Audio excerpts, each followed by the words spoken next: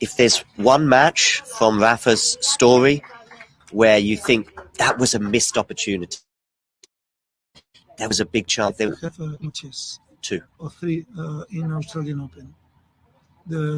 No more. We lose the opportunity in Wimbledon against Djokovic in semi-final. 2018. Then we lose the opportunity more important because that was semi-final. We lose the opportunity in Australian Open. In the Australian Open 2014, 2012 and 2017. Yeah. In 14 because he has an injury against Wawrinka that before he had never lose against him. Then with Djokovic and Federer, he had breakup in the 5th. Yeah. And 40-30 or 30-50. I don't remember well. It was a ball very close, goes up. But this is what happened. There was in Roland Garros 2009. Of course, he I am sure that he won. He will win. He won this tournament when he has no problems in his knee, because at this moment he was the best. He won Australian Open, then he won the tournaments on clay, and he arrived with problems in Roland Garros. For this reason, in my opinion, he loses. But there are others time that maybe he has to lose and he won.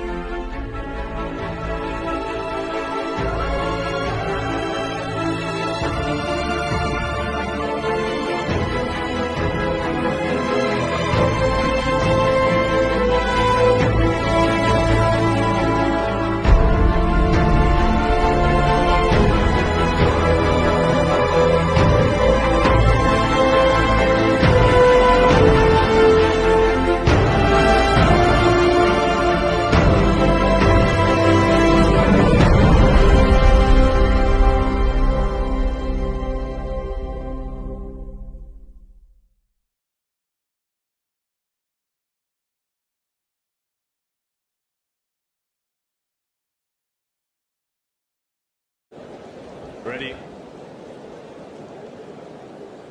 Play.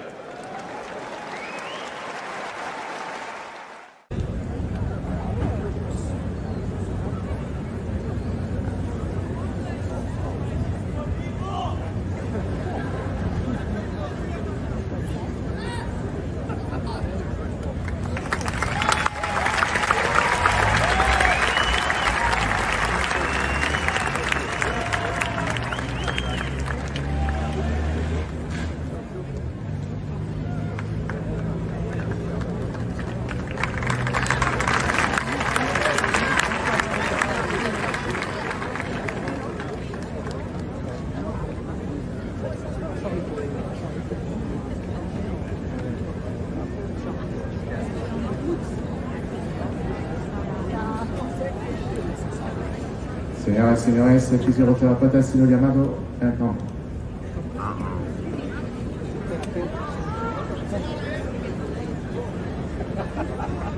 Milano Raducanu.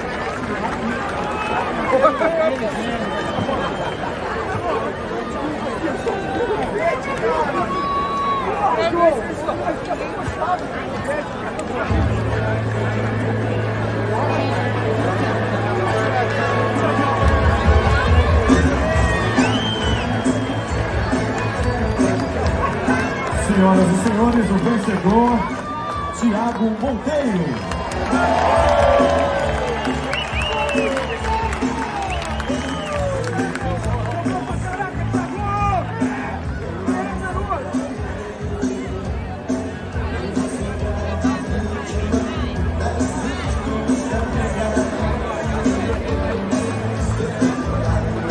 Aplausos também para Carlos Alcaraz. Desejamos melhoras e até a próxima.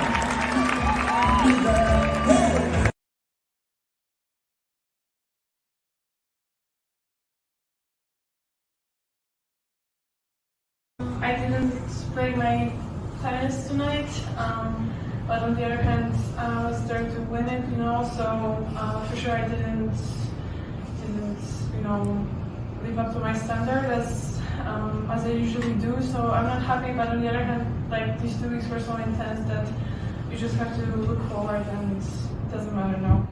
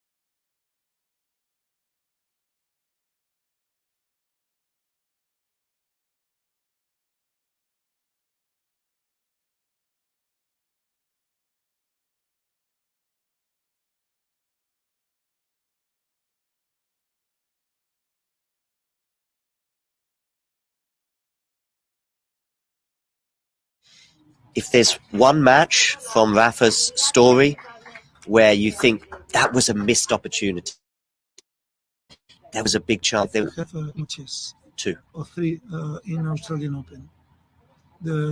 No more. We lose the opportunity in Wimbledon against Djokovic in semi-final. 2018. Then we lose the opportunity more important because that was semi-final. We lose the opportunity in Australian Open. In the Australian Open 2014, 2012 and 2017. Yeah. In 14 because he has an injury against Babrinka that before he had never lose against him. Then with Djokovic and Federer, he had breakup in the fifth. Yeah. And 40-30 or 30-50, I don't remember well. It was a ball very close, goes up. But this is what happened. There was in Roland Garros 2009. Of course, I am sure that he won. He won this tournament when he has no problems in his knee, because at this moment he was the best. He won Australian Open, then he won the tournaments on clay, and he arrived with problems in Roland Garros. For this reason, in my opinion, he loses.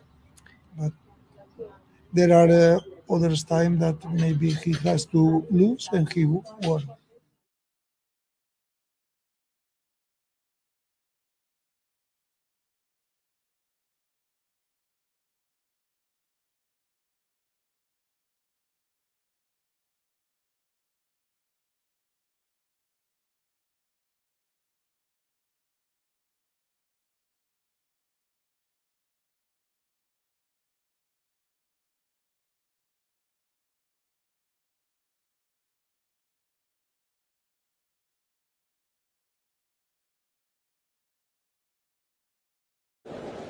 Ready? Play.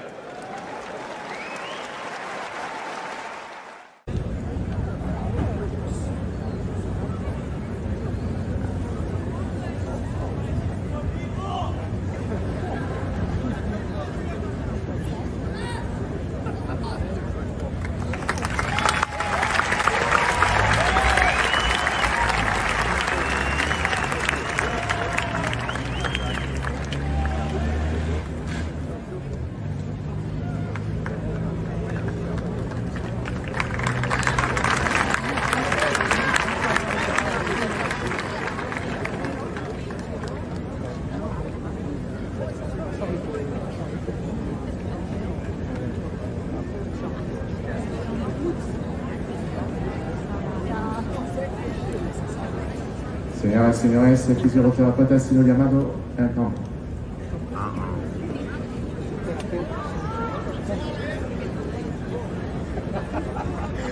Raducanu.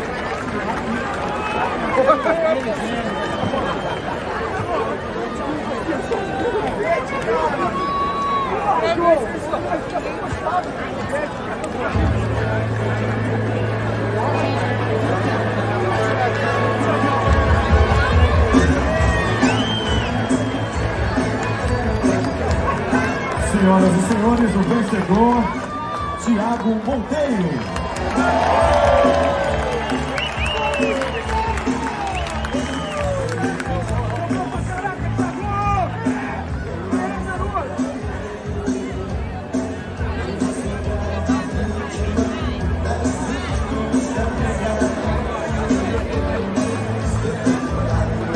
Aplausos também para Carlos Alcaraz.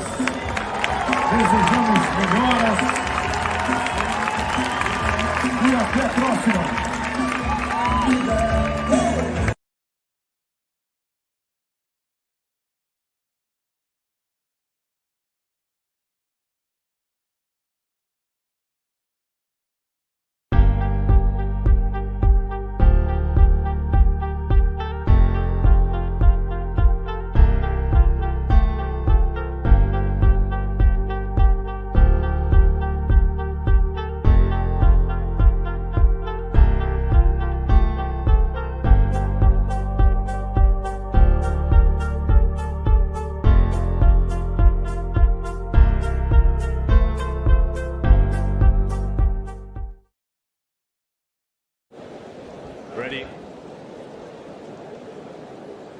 Play.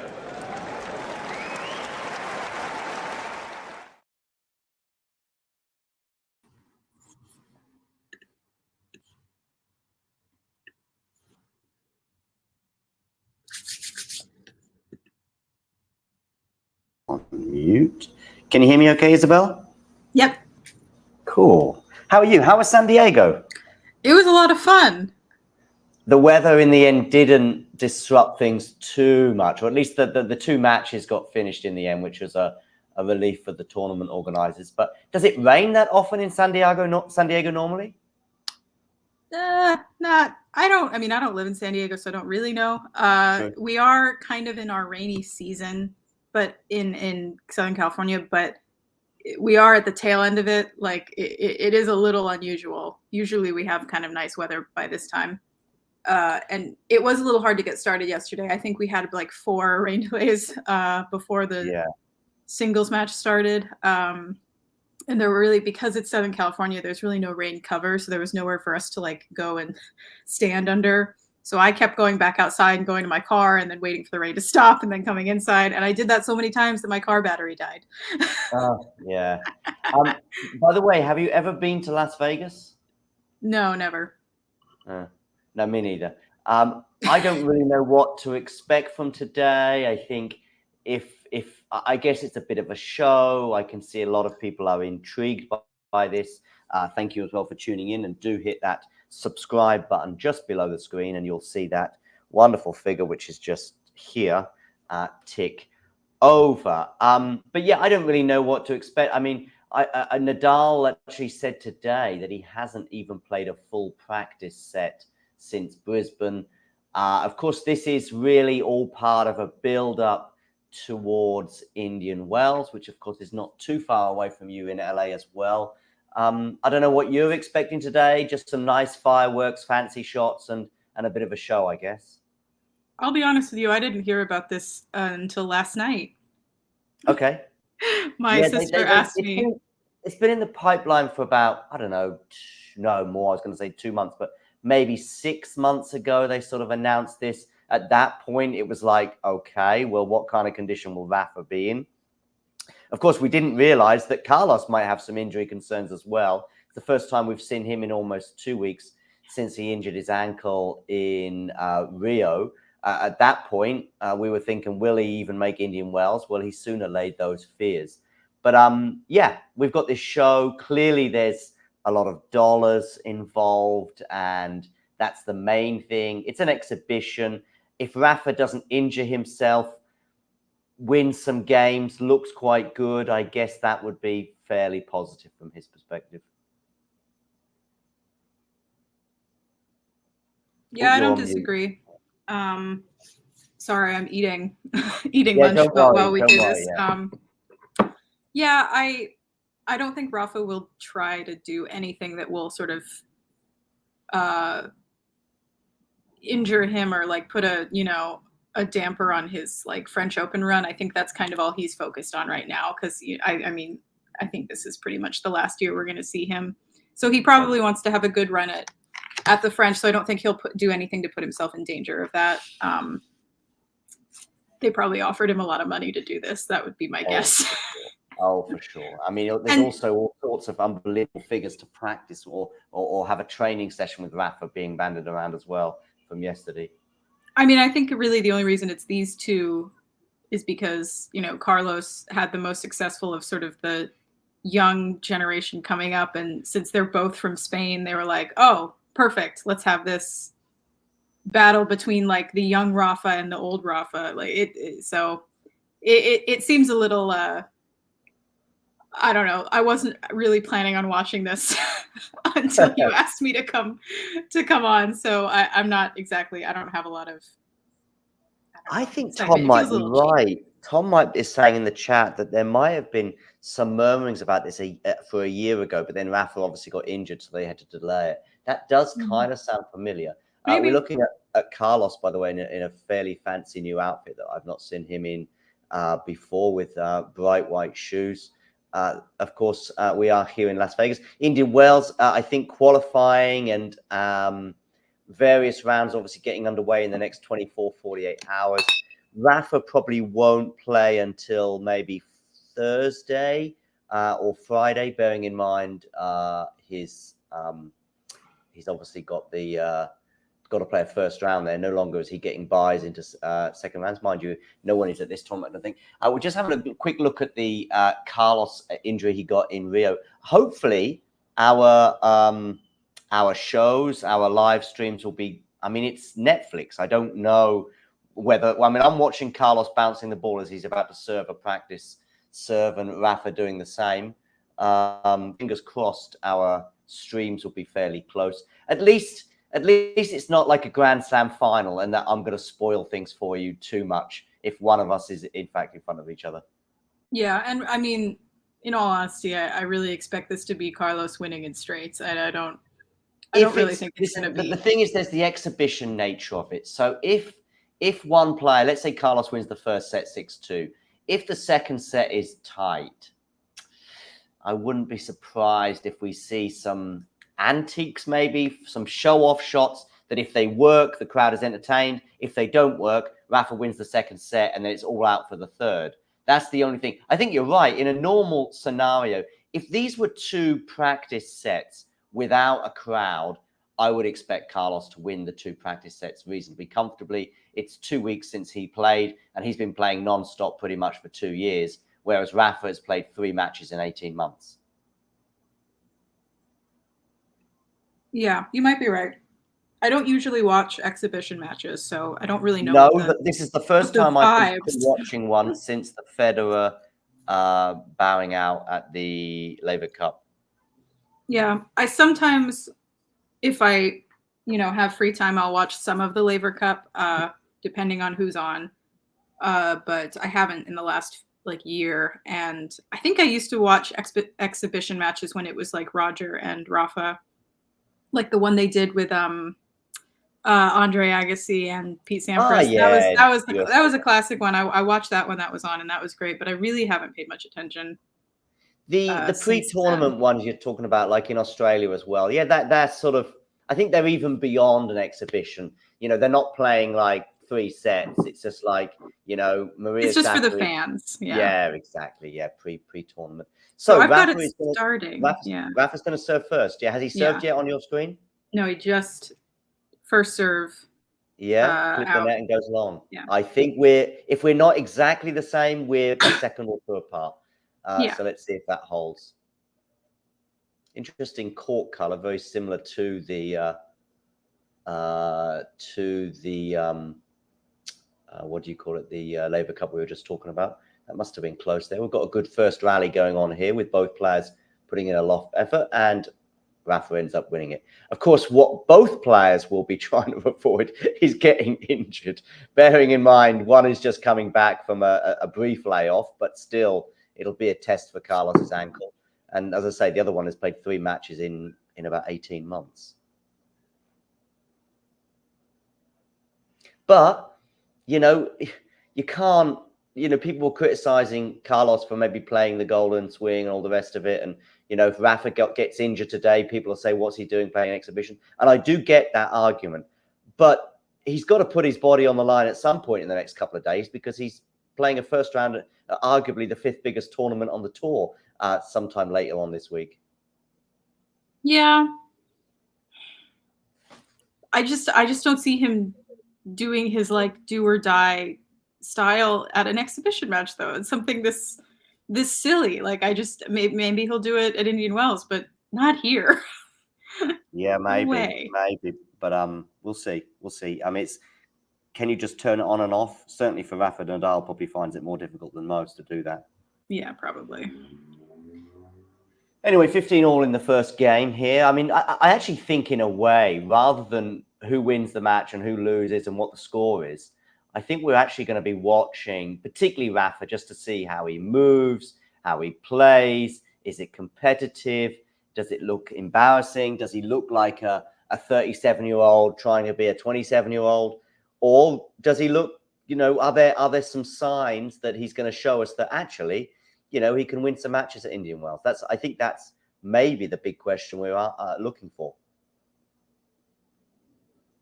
Yeah, I would agree with that. This is sort of a tester. Yeah. I mean, if Rafa goes down, as you say, 6-2, 6-1, or if there's some dodgy movement, or he has some hip treatment, or he has to have a medical timeout, or he looks a little slow, or he doesn't run after every ball, any of those things will be going, well, it's sort of a winding down of the clock rather than a spark of electricity.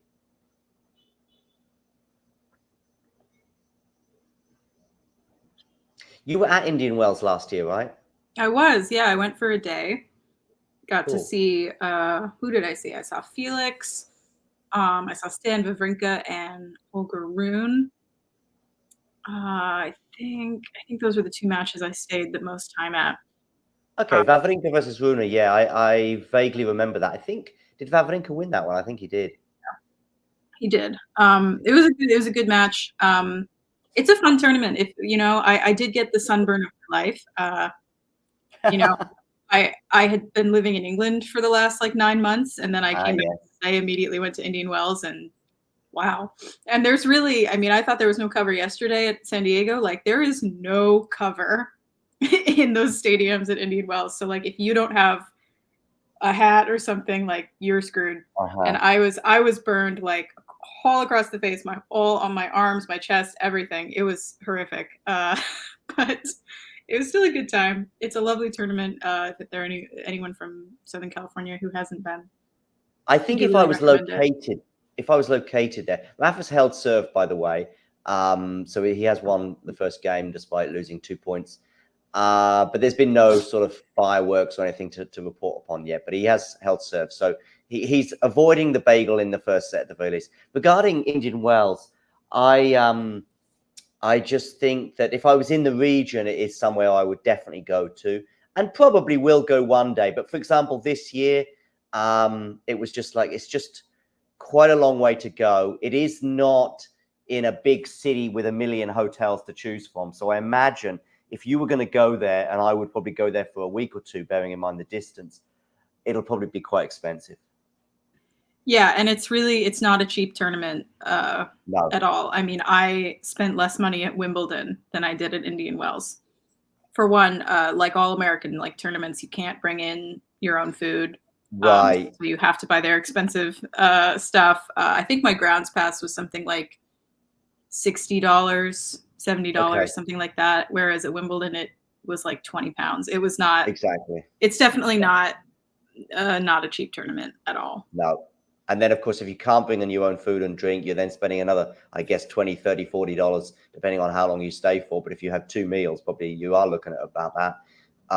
Before you know it, you're well over $100. Yeah. But yeah, Wimbledon, and you can almost get drunk not for free, because you have to buy your stuff in the supermarket before going. But as Jack will testify, who takes bottles of red wine in with him and sits there on centre court. I was there with him. He pulled a bottle of red wine out of his rucksack. Okay, so he did it 2 years in a row. I mean, he did it with me in 2023, but I'm sure he did it with you in 2022 as well. Yeah. I did like that about Wimbledon, that it felt very, picnicky. But that's just all. Most, if not all, sporting events in the United States do that. They all have that rule, and it's just because they want to make money. It has nothing to do with laws about food or anything. Okay, some nice. Oh, it's just about money. Yeah. But some nice point there from Nadal. He went for a passing shot that ended up forcing the error from Carlos. By the way, I come into all this negativity around Rafa. If Rafa was to win this, I think there'll be all sorts of negativity about Carlos. I almost feel this is purely my perspective. By the way, there'll be some people on the Rafa train. He's going to win a Grand Slam if he wins this match. But I almost feel that the loser of this match, particularly if Rafa loses badly or Carlos loses any way, shape, or form, it'll be like doomsday for whichever player that happens to happen for. Well, there's been a lot of discourse about that on Twitter recently, and in the tennis world in general. I think I even heard I heard Andy Roddick talking about it on his new podcast, which is incredible, by the way, if you haven't listened to it. Andy Roddick's new podcast. But yeah, I think a lot of people have been talking about this, and complaining that Carlos is, you know, he was shot in the dark, like he's out, like he's lost it, and you know, and the people who really watch tennis will know that, you know, most players don't win as much as he's won at like 19. That is really, really quite rare. I mean, Roger didn't win a major until he was what, like 23, 24, something like that. Andy didn't win one until he was 26. Like it's, we were really spoiled for a long time with slightly younger players who were just dominating. As soon as they won, it was just them. But even Novak, he won a slam and then didn't win one for a few years. Isn't that right? Yeah, I think he got his first one, I'm going to guess, at about 20 and then didn't win one for another couple of years. Yeah, same with Serena. Point. Oh, a double fault from Carlos, and we've got a break of serve for Rafa. Yeah, I think Serena also like won the U.S. Open and then didn't win another slam for a couple of years. So it's this to me feels very normal that he won 2, not consecutively, and now he's having to like regroup because everyone else has figured out how he wins, how he plays. So now he has to change what's going on for him. This is like very common, and I think people who just don't follow tennis and just want to see like a new 20 Grand Slam streak are like, oh well, if they can't do that, then they're never gonna succeed. It's just ridiculous. It's, you know, really separating the real fans. I need to see sort of 2 or 3 years of Carlos not doing anything before I start thinking to myself that there's some big issues. At the moment, we're still seeing him do stuff. We're just not seeing him win big tournaments at the moment. But you know, let's see how the rest of this year goes, and then we'll evaluate. Love 15 on the Rafa serve here. I will say that Rafa might have looked a little slow on that point as he stretches out far.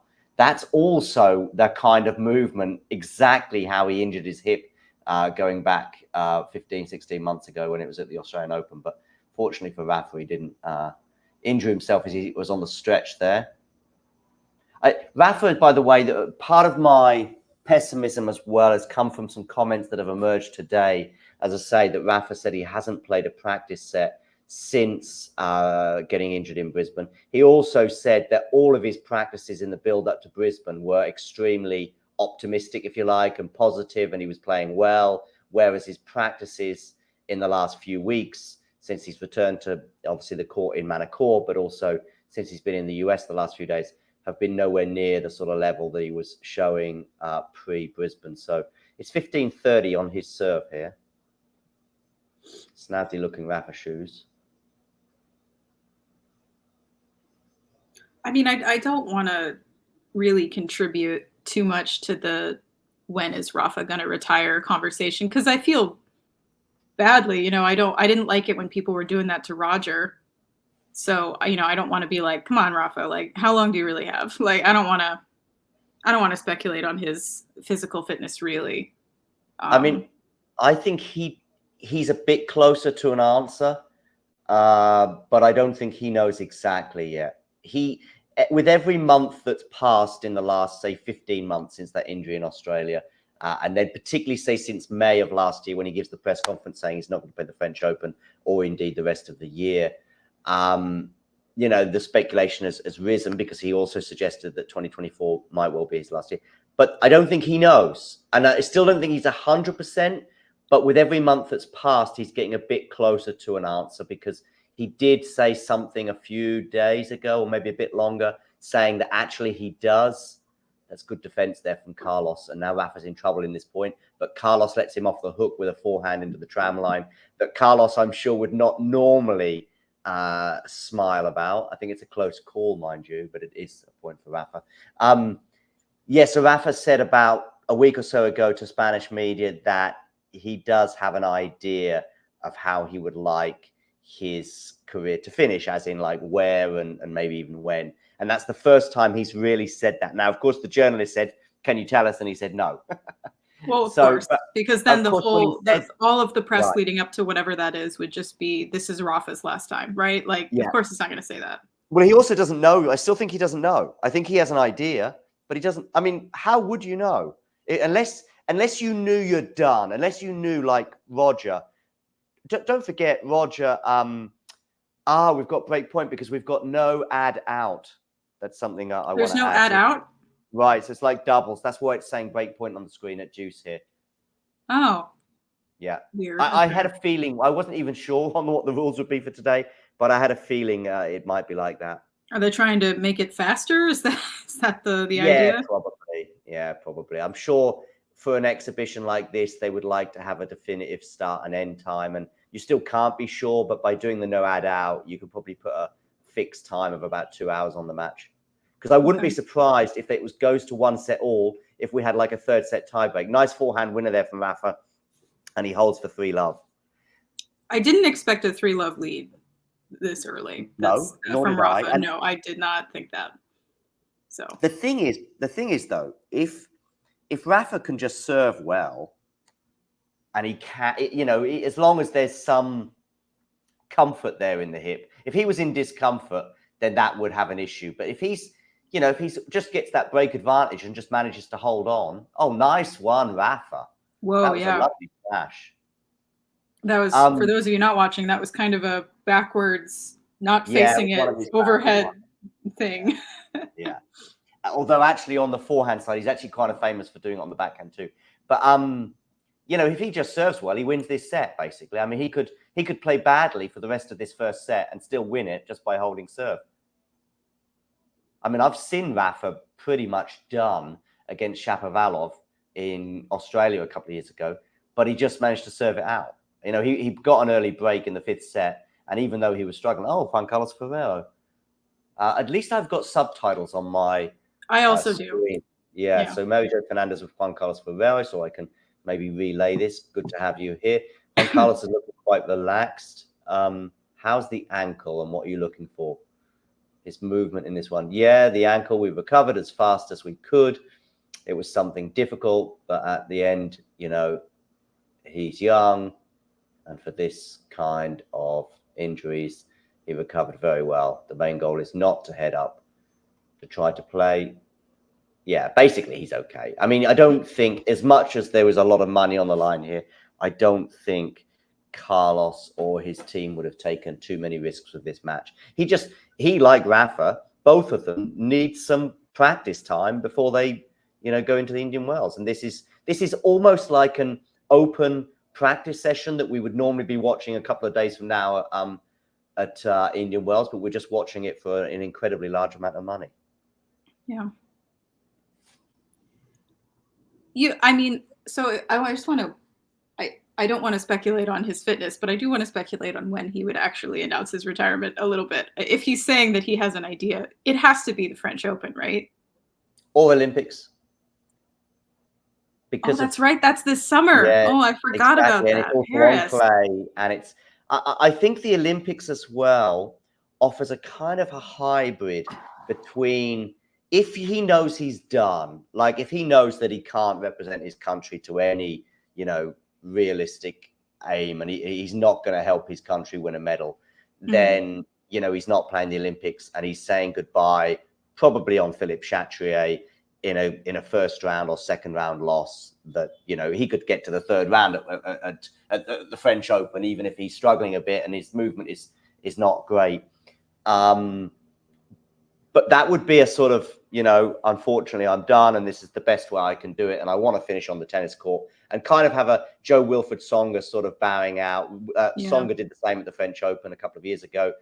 He nearly beat Casper Ruud in that particular match. I think he was up a set and maybe even a break, but ends up bowing out, but does it in front of his home crowd, blah, blah, blah. But the level is not there, and he doesn't want to be going out in first and second rounds, etc. Rafa certainly. So that's you might be right. That feels right. If he knows he's done. However, if he thinks I'm not done, he'll just, because if he's going onto the court, let's say he gets to the quarterfinals in Indian Wells, he has a good clay court season, he wins Barcelona, he gets to the final in Rome, he's going into the French Open thinking, I don't know, I could win this tournament, then I don't think he's finishing just yet, and he's going to try and play out the year and see where we're at, and then just if his level then drops off after the French Open, call it a day, maybe in New York, maybe towards the end of the year. I don't know. That's if he thinks he's got a decent level. However, if it's somewhere between those two trains of thought, as in like, I don't really know. I don't know. I don't want to call it too early. I don't want to call it too late. So I'll do an in between, and therefore that at Paris Olympics would fall into that sort of no man's land between the two. Yeah. Yeah, you might be right. I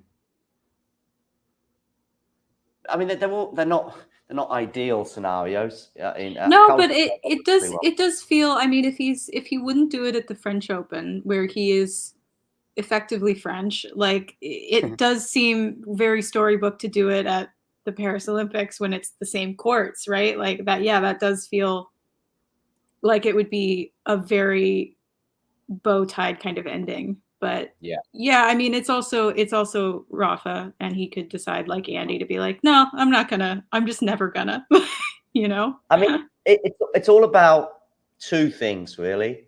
One is he fit? And he's hardly been fit in the last 18 months. And two, how are the results looking? Some people, Gil Gross among them, think that the results will often be good. Like if he's fit and he's playing, he sees scenarios like we saw in Brisbane where he wins 3 matches, I think, or he won 2 matches and then should have won the third. He had match points and then ultimately the injury took over. He sees, that's how he sees it. It's this sort of, Rafa's fit, he plays well. If he's not fit, he doesn't play, and he doesn't see anything in between. And so with that perspective, you know, Rafa will just be hoping to play some matches and play some tournaments. And if he's doing that, then he might win a tournament, might win. And I don't mean a Grand Slam necessarily, not even the French Open, but maybe he'll win Barcelona, maybe he'll win Rome. I mean, but it's all, and back to my initial point, I don't think Rafa knows 100%. And I don't think you can know. No, Pete Sampras's last match was winning the US Open, but he didn't know it at the time. Yeah. I don't think Roger knew either. That's why he sort of waited as long as he did. Absolutely. I mean, you were at the Wimbledon, if not on that specific day, when he gives the announcement in that sort of Sunday, whatever the word is, like exhibition or moment where they all come on the court, and he says, "I'm looking forward to seeing you next year." Because I think it was all a lie. Well, he says to this day that he did genuinely still have hopes, but it was in the days and weeks that followed that he realized that this is just not happening. Yeah, but he gave me hope, and I can't forgive him for that. Yeah. Yeah. But, I mean, I do remember that. I was there when that happened. I wasn't in the stadium, but you were in the stadium. I wasn't in the stadium, but I was there when the rumor came out that he was there. Yeah, because it was. And I was like, okay, at least I'm in the same space, sort of. I'm in the same area as Roger, even if I'm not there watching him. I think I might have been there that day too, because that Wimbledon, I was, because Alcaraz played Sinner later on that day at sort of late evening, and I had to leave at 2-1. But yeah, I was there that day. Yeah, but it was all hush hush. You're right. It was sort of nobody knew it, and then suddenly, hello, Roger Federer's here, because he hadn't really been seen much at a tennis tournament in the previous weeks. Rafa here hitting a nice backhand. Carlos goes long. Rafa got a little bit lucky there with a net cord, and has a game point for a 4-1 lead.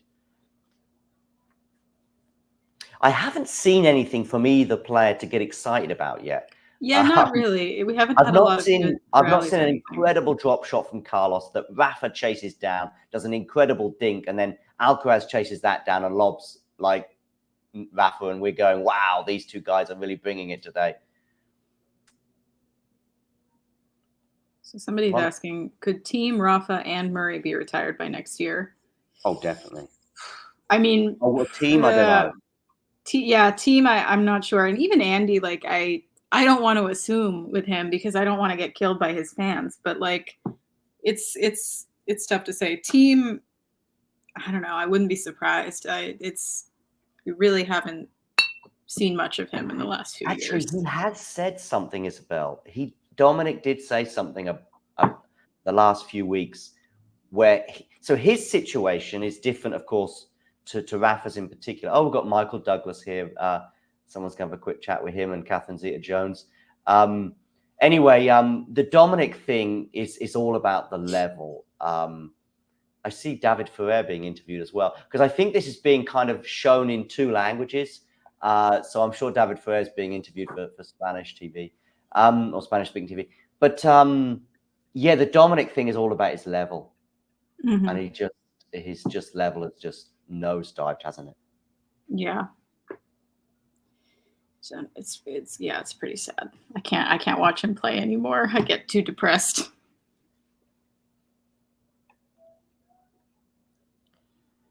Yes, indeed. I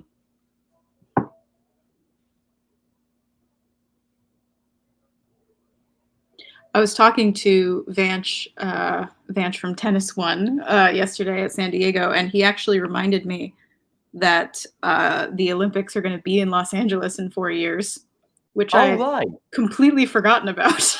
Yeah, me too. Because 2028 seems very far.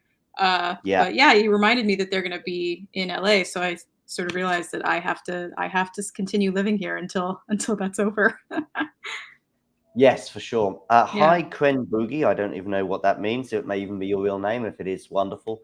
Do hit the subscribe button if you haven't done so already. And for those of you just tuning in, also hit like. Yes, I did see that Gil said he was going to be there, Matthew. I think I saw that in one of his videos recently. Matthew's also asking about our favorite Michael Douglas film.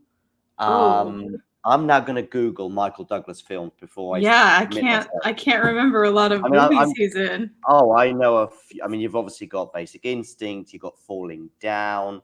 But before I commit to anything, Fatal Attraction, of course. I'm just going to have a quick look at his biography of films. Filmography, is that what it was called, maybe? I mean, Falling Down, I think, is pretty good, actually. I mean, he's an absolute nut job in that one, and it might scare people if they're not up for that kind of film. But it is kind of interesting, let's say that.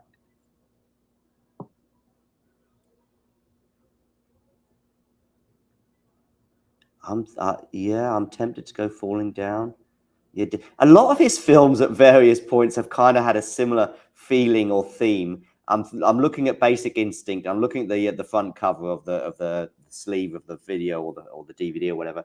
I'm looking at Fatal Attraction. I'm looking at Disclosure, and they are all kind of. Here's Michael Douglas getting tempted by a good-looking woman. Yeah, I think looking at this list, the only Michael Douglas film I've seen is Fatal Attraction, and I didn't even like it because it's so clearly like just a film about hating women. But this is sort of a cop-out, but I will give an answer. This is not a film he was in, wrote, or directed, but he produced it.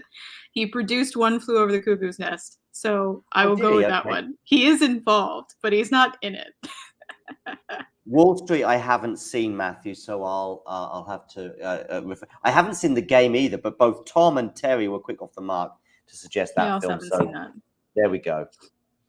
He's not an actor I really think much about. Me neither, but I'm also the worst person when it's one of those pub quizzes, and I don't know if you went to many pub quizzes in the UK. Isabel. I actually didn't go to any. Okay, but I go to them here. Oh right, okay. But anyway, the movie round was always the one where I was like, I'm going to actually be taking something away. I'm not going to be contributing to the team. I'm going to be distracting you from possibly the right answer. So I'm just going to do nothing. Yeah, during the film round. I mean, some people might suggest I was like that throughout the entire quiz, but I do go to we call them trivia nights here. We don't call them pub quiz. We call them trivia.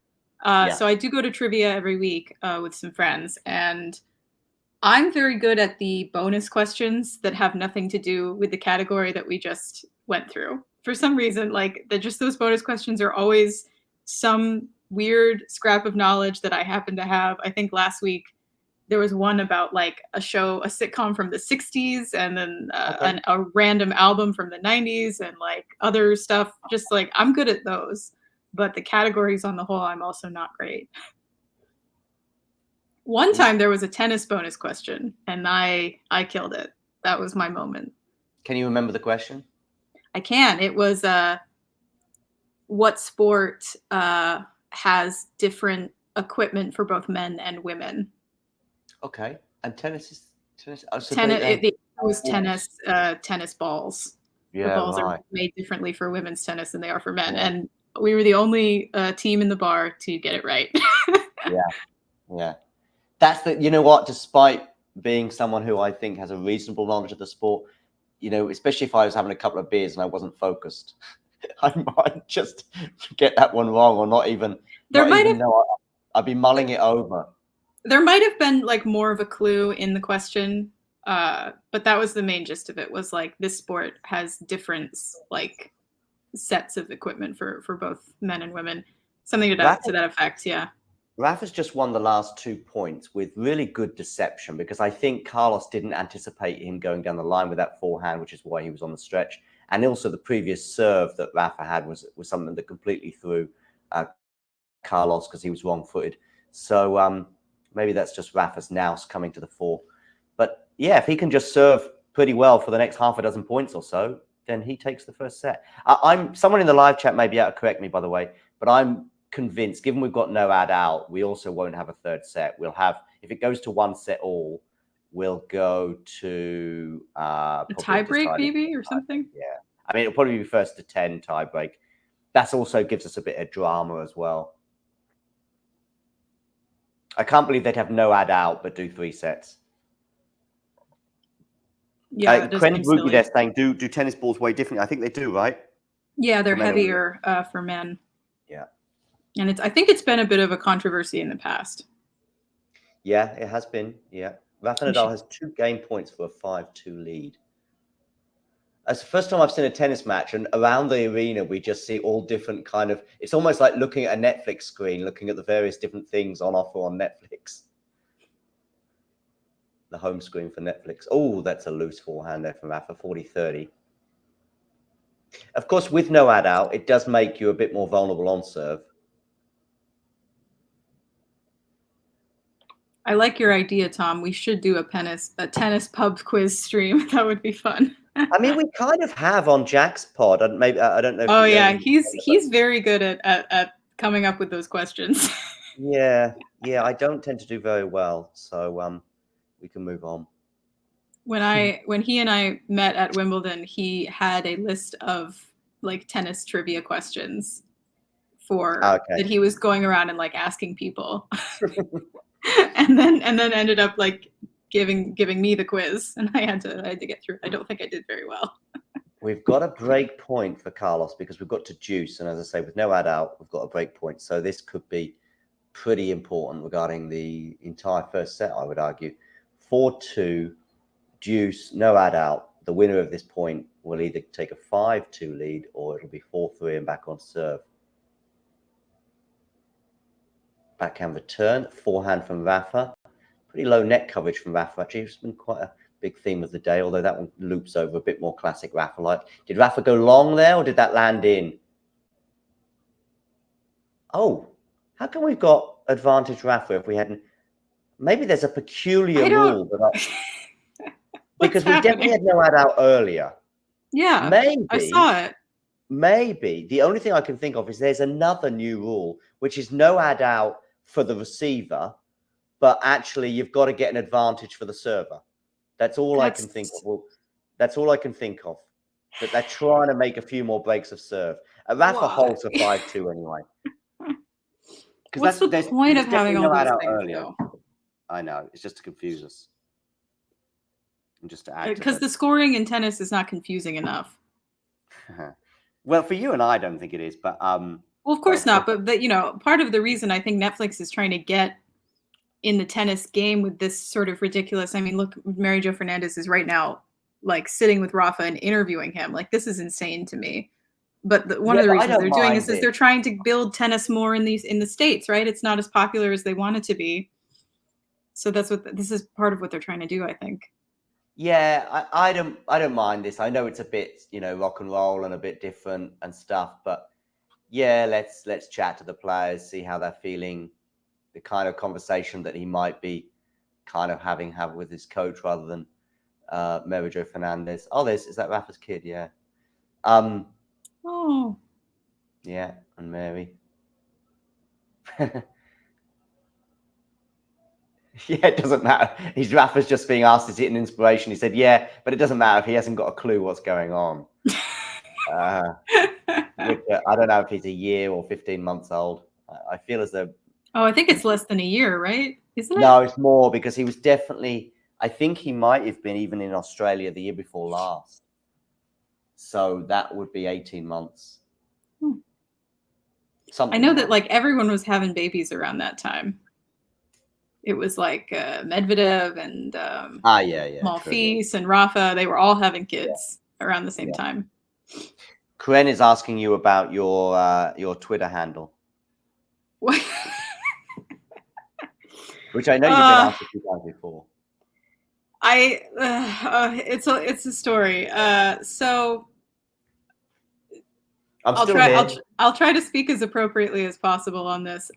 So I consider myself something of a comedian when it comes to tennis. You know, I like to tell a lot of jokes, and my father is also a comic, and we used to... I was going to say your father's comedian, yeah. Yeah, both my parents actually, but my father is a still working comedian. And he and I both really love tennis, and so whenever we would watch tennis together, we would just do bits, you know, on what was happening in the matches and you know, on different players, and it was like an inside joke. And then he started calling me the tennis slut because I would joke that like, oh, you know, Roger is my boyfriend, Alex de Minaur is my boyfriend, like Monfils is my boyfriend. Like I would just make jokes about how I'm dating all these different tennis players in my mind, right? Because I just love and support them. And so he started calling me the tennis slut, and then it became my handle. And it's just a big joke. It's not, you know, but I think if I were to say it a little more seriously, it's like, oh, I'm a slut for tennis. I'll do anything to go watch a match or something like that. Yeah. Right. But that's how the name came about. It was just a joke between me and my dad. Who's your favorite player these days? These days? Yeah. Ooh. I mean, I still have like, you know, my old favorites because some of them still play. But I think on the sort of newer side, I really have to think to go through everybody. I mean, no, but I mean, basically, I mean, I know you've got a soft spot for Felix. Yeah. I mean, that's just because he's Canadian. Yeah.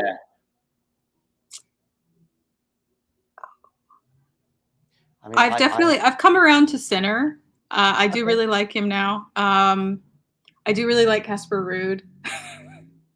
I do really like him. Oh wow! I mean, I like Casper too, but you're probably in a smallish group there, especially regarding some of the WhatsApp groups that you and I frequent. Yeah. I mean, I know Scott, for example, won't give you much time. Yeah, I do really like Casper though. I love the Nordic sensibility that he brings. Oh, you know who's probably number one right now for me is probably Francis Tiafoe. Okay. Yeah. Yeah, I do love him. Yeah. Oh, Matthew's saying de Minaur is doing well. Yeah, he did. He is doing well. He won in Acapulco. What, like yesterday? Yeah, it was yesterday. Yeah, or last night. Yeah. I know he had a really early flight because he was trying to get to San Diego because his girlfriend is playing in the final today. Yeah, right. Yeah. Yeah. I mean, that's what you would expect. I mean, I know there's a lot of love for that answer and I get it, but I would expect that. It's just sweet. I mean, I like it. I know, but if he said, you know what, I'm getting on the tequila tonight, so I was planning on going to watch my girlfriend play tomorrow, but I'm going to be on the tequila and I need to lay in. Then I need to practice for Indian Wells. So good luck, Katie. I'll see you in a few days. That would be the sort of that's the sort of opposite or the alternative, and I wouldn't expect that. I just like tennis couples. I like seeing them show up for each other. You know, I get giddy every time Monfils shows up at Svitolina's matches. I like seeing them together. It's nice. It was nice as well when I think she asked about how's my husband get. She was during a match of her own. I think she was in control of the third set, but she was concerned about how has her husband started yet. I think she said to the umpire as she was getting close to closing out her third or fourth round. I think it was against Pavlyuchenko for last year at the US Open, which is a nice, funny. I know the commentators are good laugh. By the way, we've got Nadal here serving for the first set, 15 all. And he's got an ace down the tee there. Of course, these are conditions that have generally posed a few troubles for Nadal throughout his career. I think he's only ever won one indoor tournament his entire career, which, bearing in mind how much success he's had outdoors, is a bit of a standout scenario. And he's now at 30-15 after that ace. You'll see that figure here, and that is if you click subscribe, you'll see that figure actually move up. And Nadal has 2 set points, 40-15. We've really grown our following in the last couple of years. Like even just a few months ago during Australia, we've got like 1,000 more followers or something. That's right. We've got probably 1,000 since Australia. We, depending on what's going on and what tournaments we get access to and all sorts of things, but we're getting about 500 a month at the moment, maybe, as you say, a bit more. Nadal has got an unreturned serve there, and so he wins the first set 6-3. Boom. Yeah, no, we're doing all right. We're doing all right. We want to keep going, of course, but yeah. Matthew, yes, Chapo is engaged to his tennis girlfriend. In case you missed it, yes. Tennis player too. I forgot about that. Yeah, she is. He wrote a lovely article, explaining to people that WTA players get paid a lot less. Okay. I think it was a few years ago. It was either like right before they got engaged or right after. Yeah, we love Chapo. He's a feminist. We support. Yeah, so Nadal takes the set. Oh, we've got these weird ads happening too. Is that that's Agassi and we've got an advert for the thing we're already watching. I mean, we're already watching it. You don't need to promote it. It's funny that I had not even heard of this tournament until last night when my sister texted me and asked if I was going to watch it, and I was like, "What are you even talking about? Like, are you talking about Breakpoint? Like, that's not called the Netflix Slam." And she was like, "No, it's being advertised like crazy all over like my streaming stuff. Like, I can't get away from it." And I hadn't even heard of it. Like, I must be so out of touch. Oh, hello. I can see a familiar Scott in the background, and it's not Andy Murray. Hello. Hi. Hi, Isabel. Good to see you. Good to see you too, pal. Is that a sore throat? Is that a sore throat, Jack? Yeah, I don't know, man. I've had a cold for like 5 weeks or something. Oh, 5 weeks? Yeah, so I had one and then it went and I've got a new one, but nothing to complain about, really. I'm okay. I'll live. How's the match been? Yeah. Weird. we have treated it like an exhibition in that, I've looked up at the screen, I've watched, and I've been watching it pretty much non-stop, but we have been encouraging people in the live chat to ask us any questions. If they're Nadal or Alcaraz related, great. I've watched it. I'm not doing cartwheels over the performance from Rafa. He broke serve and just managed to hold serve for the rest of it. We've not seen any points where I'm going for either player, but particularly Rafa, bearing in mind he's played 3 times in 18 months, where I'm going, oh, wow, that's a good sign. Or, oh, no, that's a bad sign. We're seeing pretty short points. We're not seeing too many exhibition shots yet. We've seen some really good. If there's a positive for Rafa, I would say he served really well and was only under threat probably in one of his service games. But we're not seeing a level from Rafa that we saw in Brisbane. That's for sure. Not yet, anyway.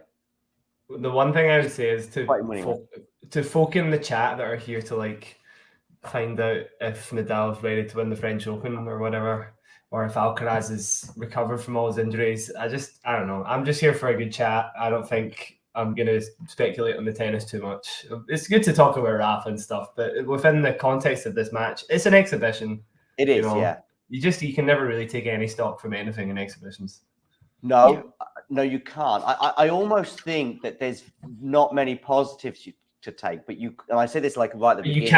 You can draw negatives. I know what you mean. Yeah, you can. You can. I mean, right now, there's a bunch of negatives for Carlos because it's like, wow, Rafa's barely played in 18 months. Yeah, listen to this guy, this schmuck. Yeah, exactly. This schmuck who's won 23 grand. But lovely use of American English there as well, adapting to the day. Yeah, exactly. But there is a lot of, and if Rafa, looks lame or gets hurt, it'll be like, what's he doing playing an exhibition? my point is this. Of course, there's a lot of dollars on the line, and that's the main reason they're playing this match. But they've got to practice. These two guys right now would probably be practicing together on the court in Indian Wells rather than just in front of 10, 20,000 people or whatever it is in Las Vegas. So they would probably be just doing this in Indian Wells right now as a warm-up. Yeah, that's true. That was a good shot by Carlos there, by the way. Yeah. Our streams are probably fairly in sync. They should be. I'm 40 love at the moment. Yeah, me too. With Carlos. 45 now. Yeah, it's just double faulted there, yeah. And we were all watching through the same streaming service, but still, I think we've done that in the past, and it's not necessarily always been in sync. Yeah, I think Tennis Channel should take a page from whatever Netflix is doing to make this, because I'm always behind on Tennis Channel. Tennis, it's Tennis Channel Plus, I think, which is just insanely slow. Yeah, it's sometimes as much as if it's a 40 love game or game to love, they can often be a game behind. I heard, by the way, Isabel saying she didn't know about this until last night. Yeah. I didn't know about this until John messaged me. I'm exactly the same boat. Yeah. I don't know how people know about this match at all. Yeah, well, I don't even have Netflix, so that could be why I was not, aware of it. But still, yeah, I hadn't heard about this. I thought when people, yesterday, I was telling John that when my sister asked me about this, I was like, I think you just mean Breakpoint. That's what that is, right? Okay. Yeah. It's also the concept of having a live show on Netflix, I think, which is was a bit confusing to one or both of you as well. It's like, what do you mean? What channel? Was it you, Jack, who was like, what is that on Netflix? Yeah, I didn't know what you were talking about at all. I said presumably that's on Netflix, right, John? Yeah. I also thought it was like a tournament. I didn't think it was an exhibition match. When I heard the word slam, I was like, oh, okay, so it's like a lot of rounds. You might think that there's 4 dudes, they're all going to play a set each, and then they'll have a final and a third place playoff. Yeah. Yeah. I didn't realize it was just these two guys. But okay, sure, whatever. Yeah, I think it kind of holds to Netflix's attempts at anything tennis so far, and that if they do a TV show about tennis, it's not so good. If they do a slam, it's not so good. I mean, this is the worst version of a Grand Slam you could have. One match. It's absolutely stupid. Yeah. The Netflix series, I think. I mean, we could do a whole episode on that. Yeah, definitely. Yeah. I didn't even watch the second season. No, me neither. I haven't watched a single minute of it. I did, funny you say about episodes, I did do an episode. How many episodes were there for the first season? Maybe 3? 2, 3 or 4, something like that. I thought it was 6 or something, isn't it? Oh, yeah, episodes. Yeah, sorry, seasons is what I should say. Yeah. So we've had 2 seasons, I think. Yeah, sorry, we've had 2 seasons. Yeah, so you're right. So 6 episodes for the first season and probably 6. I haven't seen any of the second season. The first season was so bad that the biggest example of how bad it was is they didn't even mention the US Open final, the men's final. Yeah. So they did a whole Tiafoe, Alcaraz, Sinner, Alcaraz. They charted the tournament pretty well. Of course, there was some storylines. I think Tiafoe was one of the main guys that they were following throughout that US Open tournament. Of course, with him beating Rafa en route. And then he loses to Carlos Alcaraz, and you don't know anything about Alcaraz winning his first ever Grand Slam title, which is nuts. And you might say, yes, they were following Tiafoe, and that's fine. I get that. I mean, they weren't following Rafa during the French Open or Novak during Wimbledon, but who won Wimbledon 2022 and who won the French Open 2022 on the men's singles side. They don't just ignore that. Of course, you can't if you're doing a tennis show. But they end the episode with basically Tiafoe and Alcaraz having an exchange in the dressing room, and I'm like, what? What about the final? And then they go to the next episode, episode 6, I think it was, and it's basically a build up to the WTA finals and obviously ATP finals as well, I guess. And it's like, oh, they forgot the US Open final. Yeah, it's like if they had a point to make. I don't know, what was it? I didn't see the point in it. Yeah. No. I don't think they really focused at all on the Alcaraz Sinner match either, which was no. To me, like the match of the year. Yeah, that's what I mean. If you're like, if their point was to sell tennis, they just missed everything that would have sold tennis for the year. Yeah. Just in a double fault from Nadal, so we've got a break of serve from Alcaraz, so we've got 2-love. I think we're going to have a third. I don't know all the wheres and what's going on and all the rules that they're playing by, because we seem to have no ad out, or we seemed to have it, and then we had Nadal advantage at one point in the game when he was serving. So it seems like no ad when you receive, but ad if you're serving, if that makes any sense, but she probably doesn't. No ads when you receive. So you receive, because we definitely had no ad, and then and Alcaraz had a break point earlier at deuce, but because Nadal won that point, he then has an advantage, but he doesn't win the game. That makes sense. I do get you. That's a very odd. That's a very odd way to play it, is it not? It's like a halfway. So you get to deuce, and if you win that point as the receiver, you win the game. If you're the server, you don't win the game. You just get 1 point closer. Yeah, that makes sense. Very strange, but and you mentioned best of 3 there. Are we getting a third set, or I guess that would be unusual. I think I would imagine we'll get a third set tiebreak, first to 10. We have seen exhibition matches go to a third set, to be fair. Oh yeah, of course, but it's because of the no ad thing that made me think it. Yeah, just to keep it short and sweet. Yeah, and to sort of give it a sort of a finalization, and probably because it's for Netflix, they probably like a nice sort of 2-hour mark. Yeah. Whereas with no ads and a third set tiebreaker, we still don't know the exact length of the match, but we could probably get a lot closer to it than if we had 3 sets and advantages and stuff. By the way, for anybody watching who doesn't, I know the score's in front of us, but Alcaraz sneaked a little break. Can happen quite quickly. Yeah. Nadal double faulted at 15-40. He does seem to be taking a bit more risk on his second serve today, which is possibly one of the reasons why I was sort of quite impressed with the way he was serving, because he was managing to do so without double faulting much in the first. He was doing that a lot before he went off of injury. It was like 100 mile an hour second serves regularly. Okay. I think I'm not really sure why. Maybe because you can't push up. You can push up from the ab area as much, so less spin. So don't know, trying to flatten that out a bit. I'm not really sure. Someone like that. Gil Gross thinks that if Rafa is fit, we'll still see a pretty or very, very high level. So we'll see a sort of, in a way, Brisbane was kind of the Rafa situation right now in a short manner, because every time he was on court, he was playing really well. The forehand was just sensational at times, but he just couldn't stay fit, and eventually that was obviously the reason why he pretty much lost to Jordan Thompson.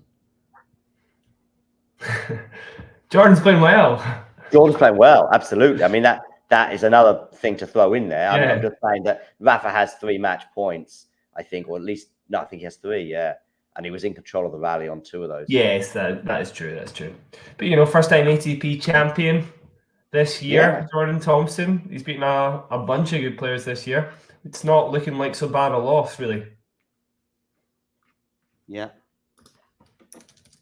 Who did he beat en route to that title again? Just checking. What's Ghosty talking about? Casper Ruud, Zverev. 2 good players. Have we heard any of the commentary, by the way? I know obviously we've been doing our own. No, I've got my sound down, but I've got the word coming up on my screen. I was just scrolling through Twitter to see what people are saying about it, and it seems like the commentary is really good because it's Andy Roddick and Andre Agassi. Yeah. So I think people are really enjoying it. Obviously I'm a big Andy fan. I really want him to take over for a certain pair on NBC, but I wish I could listen in right now, because I'd love to hear what Andy and Andre have to say. And I think Jim Courier is there as well. Big fan of Jim. Yeah, he is, and Mary Jo Fernandez. It's a good group of people. I mean, They're all great. Endless budget probably helps. I would have thought on that is what someone, I think it was Ben Rothenberg, said, that Netflix has the budget to get Andy Roddick and Andre Agassi commentating today. Yeah, they don't have any restrictions. Let's say not. I mean, actually, apparently they're losing money left, right, and centre, but that's their business model apparently, which I know very little about. So let them run with it. Hey, let's see. Andy's talking right now. I'm gonna listen in. Are you pumped for Indian Wells, Jack? Of course, you were there last year, so probably a different emotion then compared to this year.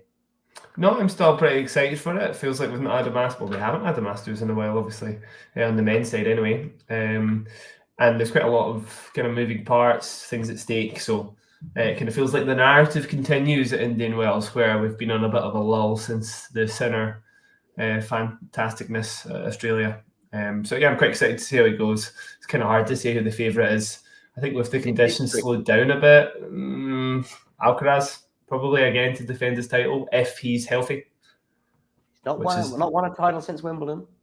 I know, it's a big if, but I wouldn't, I don't doubt he's been doing the work off court to get healthy. So if he plays a couple of good matches, and I'm confident that he's playing like he normally plays, the conditions suit Alcaraz the most, I think.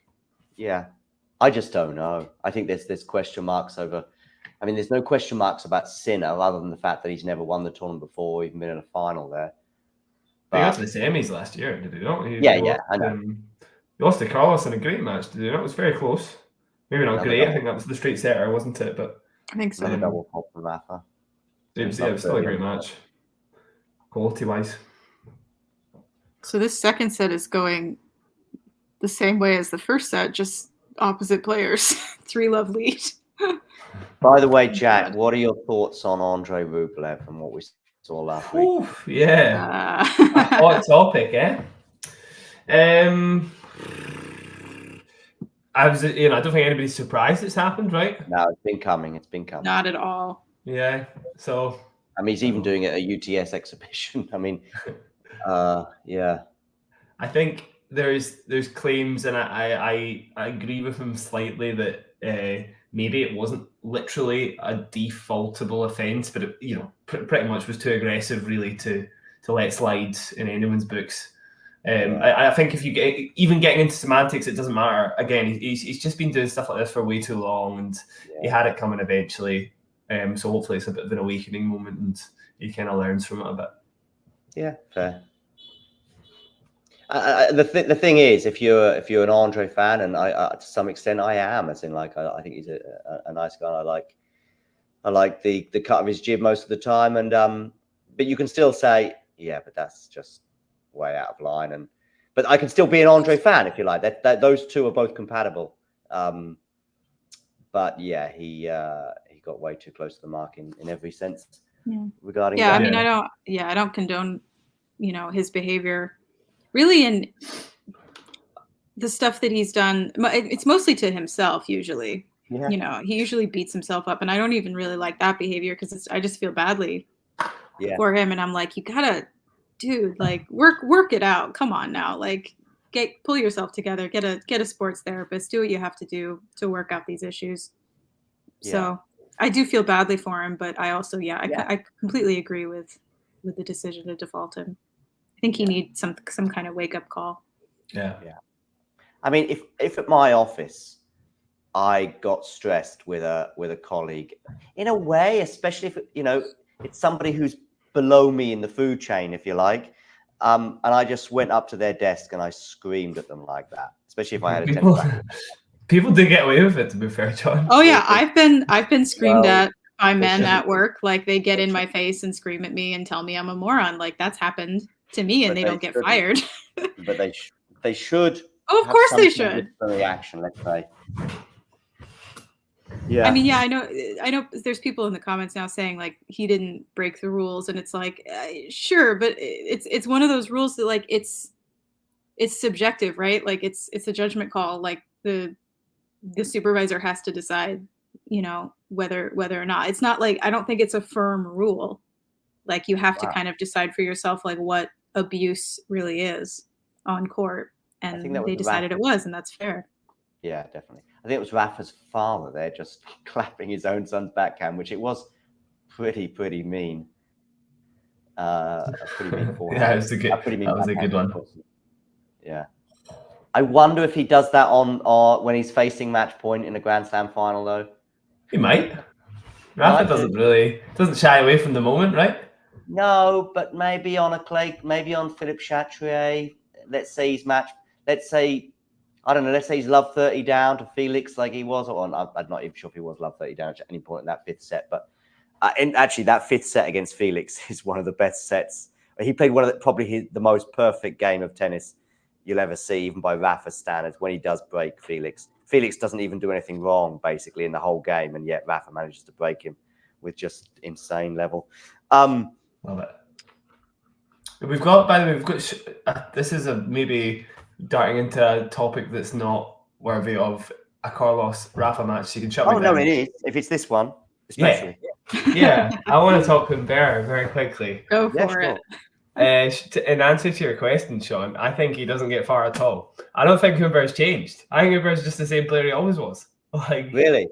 He always had the power to just like beat anybody. Like, he had a better record against the top 10 than he did like the average player. So I think him winning titles, yes, a little step forward, but I don't think it's massive.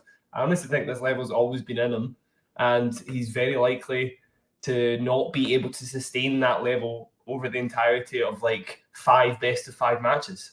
I think best of 3 definitely suits his like uber aggressive, crazy game, and arguably doesn't get past the 3rd round for the next 3 slams of the year. Well, we'll see. For me, the jury's out. I'm not disagreeing with you. In fact, in a way, by me saying the jury's out, I'm kind of agreeing with you. Wimbledon's his best shot. See how he does at Wimbledon. I think that's his deepest run so far, actually. He's only got to the 4th round of a slam once, and it was at Wimbledon. Okay. I think he's maybe never been past the 2nd at Roland Garros, I would say. No, he hasn't. He's not a good clay courter. Anyone in sight that Yannick could lose to? Well, I mean, there's 2 players that spring to mind. But those 2 players, Novak and Carlos, as I say, have got question marks over them right now. Not so good. Yeah, but maybe not at Indian Wells. Not at Indian Wells. Yeah, not at Indian Wells. I agree. Also, now it just says juice, but we had a juice before and it said break point. Maybe it was a glitch in the technology because we only had one juice where I saw them say break point, but they said break point and juice in the first set. So maybe we don't have adult. Let's have a look at this. It just says juice now, but we had a juice in the first set because both Isabel and I commented like, "Oh wow, break point." Yeah, I definitely saw it. So yeah, right. I don't know what's going on. Could have been the Netflix scoring system because I think maybe we just are having not adults. In which case, we might be getting everything out the window, and we might have a 3rd set. So you get. I know you said it already, but just to establish for viewers, you're saying you get add in. But not add out. We thought so, but listen, when we got to juice just now, the scoreboard in the first set was saying break point for the receiver, but it didn't say it just then. It just said juice. Right. Weird. Okay. I think now it was just a mistake on the scoreboard because Rafa ended up winning the next point. Because when Rafa broke, he didn't get to juice. He just got to 30-40 and broke. Yeah. In the first set. And same with Carlos. He got to 15-40 and broke. Carlos is held anyway for 4-1. I think you guys are ahead of me now. It's 4-1 now. Yeah, I'm still at ad. Yeah, we're ahead then. He's just sat down. How did that happen? It was so good for so long. Yeah, I'm not sure. So, by the way, someone in the Schnell in the live chat was saying how passionate we are about this. I don't think we're that passionate about it. I think we're talking about Humbert and maybe the bigger picture and Indian Wells. I mean, I think he might be talking. Is he not talking about the actual commentary? Yeah, I think he's talking about like Andy. Oh, okay. Yeah, well, they've got to. I mean, by the way, you pay me $1 million, and I'll start going nuts. Those cartwheels, I will start doing the cartwheels for $1 million. I don't think you really have to pay Andy Roddick much to speak passionately about, the sport. Like he's a big nerd about it. So like given the opportunity, he'll go off. So I don't think they had to pay him as much as they are paying him, probably. Who's this guy, Isabel? He looks famous. He looks famous, but I don't know. LA Rams, is that a basketball team? What are you talking about? Los Angeles Rams, LA Rams. Yeah, they're a football team. What? Oh, football. American football. There we go. Oh, I see. Because I'm behind you, I don't know what's going on. Right. Yeah, exactly, somebody off the LA Rams. Yeah, they're the American football team in LA. They won the Super Bowl 2 years ago. Right. 3 years ago, something. And I think this guy's a famous person as well. Yeah, they're interviewing him. I'd be amazed if they're just interviewing some random dude, especially as his front seats, you know. Yeah. Who is it? Who is it now? It's not giving us a name, actually. I don't know. It's not giving us a name for this guy. Name this time. No clue. Never mind. Didn't happen. You'll see it in a minute, and then you'll go, oh, it's so and so.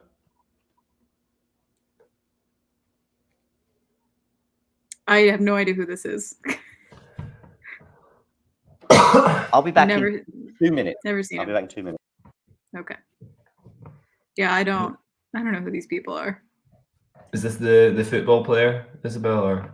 I have no idea. The other guy was the football player. This new guy they're talking to, no clue. Okay. I think I'm able to speed up here, actually get live. So let's do that. Yeah, there we go. Okay. So it's 15, Love 15. Love, yeah, you've caught up for sure. Thank God. Yeah.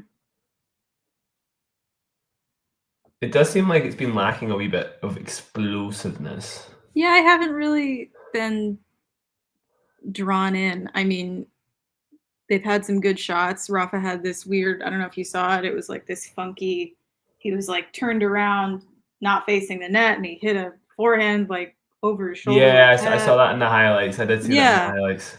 That was maybe the, most fun we've had so far, but everything else has been kind of meh, normal. Seen a lot of like pushy shots as well. Yeah. Not a whole lot of like crazy firepower. However, it's good to see Rafa back. I will say that much. It was so short-lived in Brisbane, and actually seeing him on the telly is a little surreal, given we've just not seen him in like, why is he challenging that? That's bizarre. Surely not. Just seeing him back in the telly is nice in general. Yeah, it has been a while. It didn't really occur to me that I haven't seen him in like well over a year, because I don't usually catch the tournaments like Brisbane or anything. So so you wouldn't have seen him on court since like 2022, maybe, right? I don't even remember the last time. Was it Australia last year, or was it the French last year? 2 years ago? I don't even remember. I don't know what year. I don't even know what year it is. I don't even remember him playing in 2023, so it has been a fair while. Yeah. Is John trying to get back in? John, you can look. No, he's not. No, okay. Just checking. 2 big points, though. Someone's asking, how do we think Holger will do in 2024? I mean, given how many coaching changes he's had, I don't really anticipate it being that good.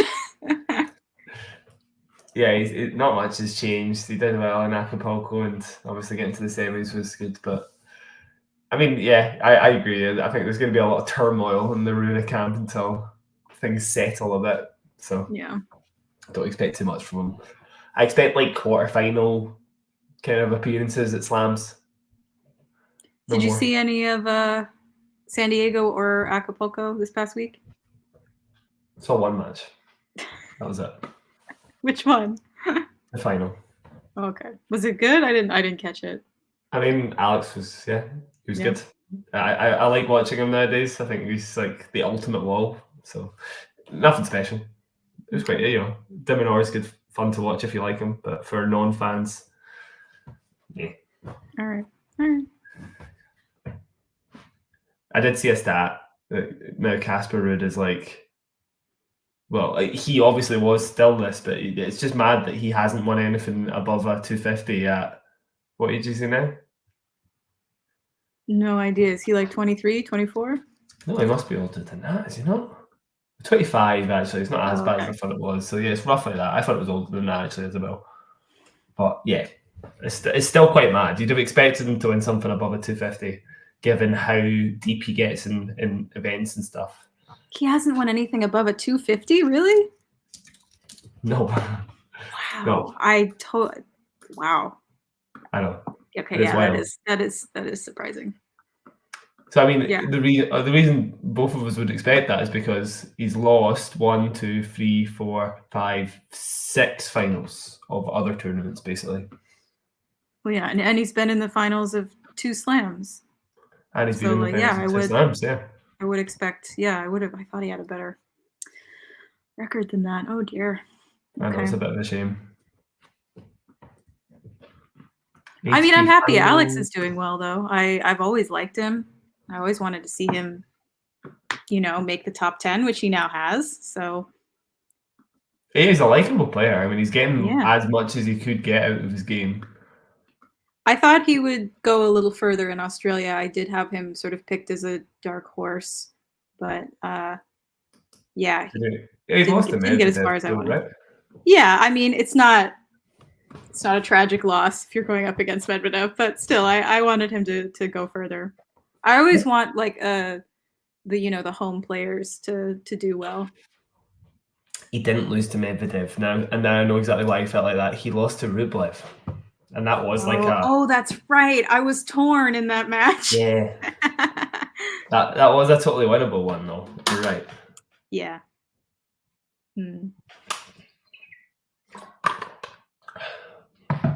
Poor Rublev.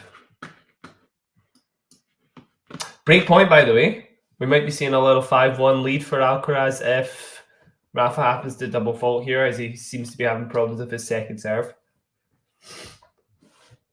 See, and again, with the question of like, are we doing ad or are we not? I don't know what's happening. We do have ad here, and that was the 4th break point, by the way, of this game. So back to Juice. That was a proper pre-season return. Nowhere near the court.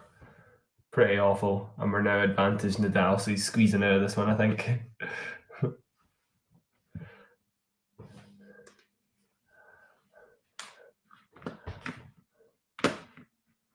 I honestly still think, even if who cares how Rafa does over the next couple of months if he does play, I genuinely think he's got a very good chance of winning the French. Regardless. Really? Yeah, I genuinely do think that. He's just he's insane on that surface. He still is. I think he could beat any player. I don't know if he could beat Novak. I think he could. I just don't know. I mean, I'll give you like anyone else, but I think if there's anyone who could beat him, it would be Novak. I still think he could beat Novak. Genuinely. I'd have to see what goes on between now and then. I'd have to see how Barcelona, Madrid, Rome, Monte Carlo. Yeah, fair. I wonder what he'll listen. He said in that press conference a year ago, or almost a year ago, when he basically wrote off his season, that he would like to play some of the tournaments that mean a lot to him this year. Obviously, that doesn't just mean a wave to the crowd and goodbye. Obviously, he wants to win matches. But I wonder if what would be the most clever way to do this clay court season, whether to just shorten it slightly by skipping Monte Carlo. The clay court season is our maybe the longest in a way and most intense. I mean, I know you could say the same about the build up to the US Open, but we don't. Novak does one tournament before the US Open, Cincinnati.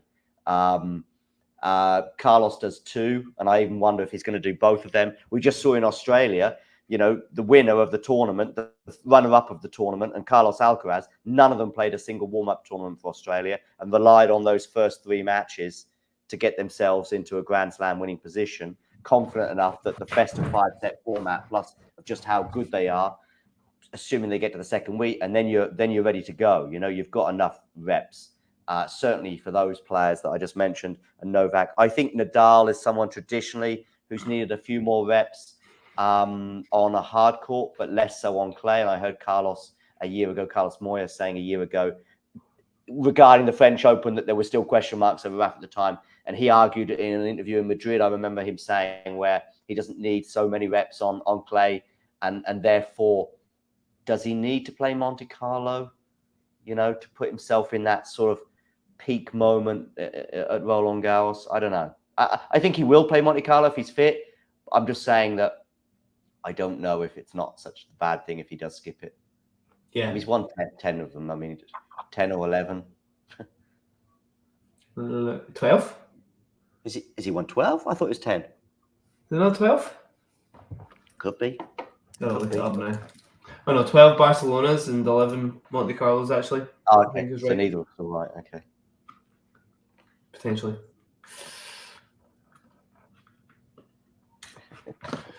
No, anyway, yeah, generally, I tend to agree with you, and we probably will know if he has a good chance before the tournament starts.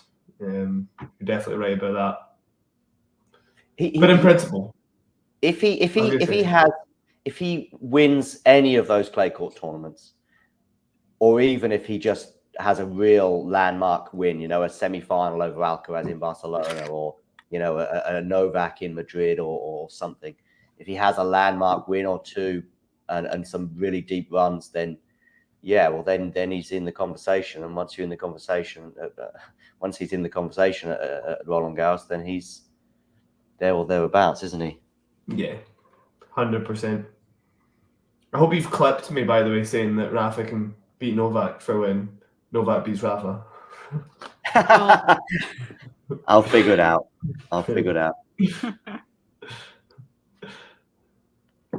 Ooh, Carlos is talking. Well, yeah, they did it with Rafa in the first set as well. So he's saying I'm playing more aggressively now.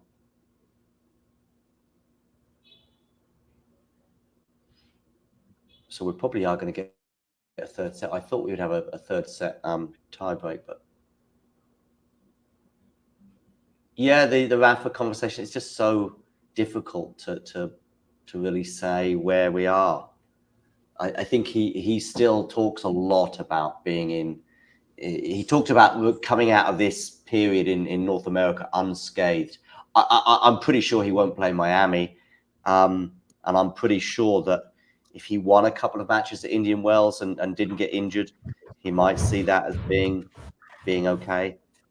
I mean, he wouldn't normally look at it that way. Well, again, it's all I don't know. I think wait till the clay season. I think that's your real, test. If he's winning matches with ease like he normally does, then he's got a chance against anybody. They were just talking about how contagious Alcaraz's smile is. Oh, okay. No. Yeah, that's an exhibition question. Yeah.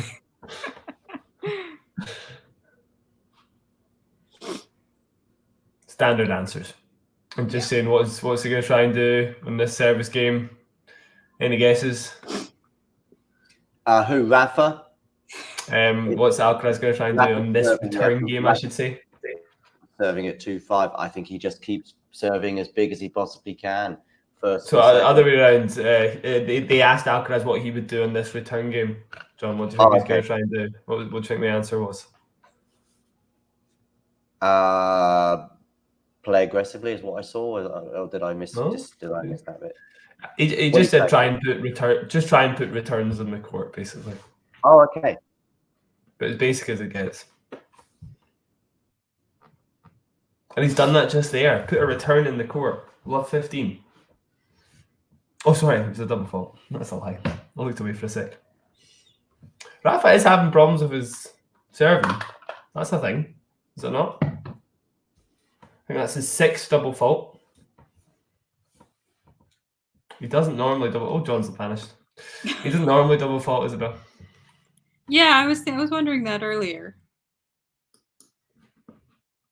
Again, as John said, you can maybe draw negatives, and I don't know, it's not looking that safe on serve. Is this a covered court, or is there a ceiling on this court? Can't tell. I think it's indoors.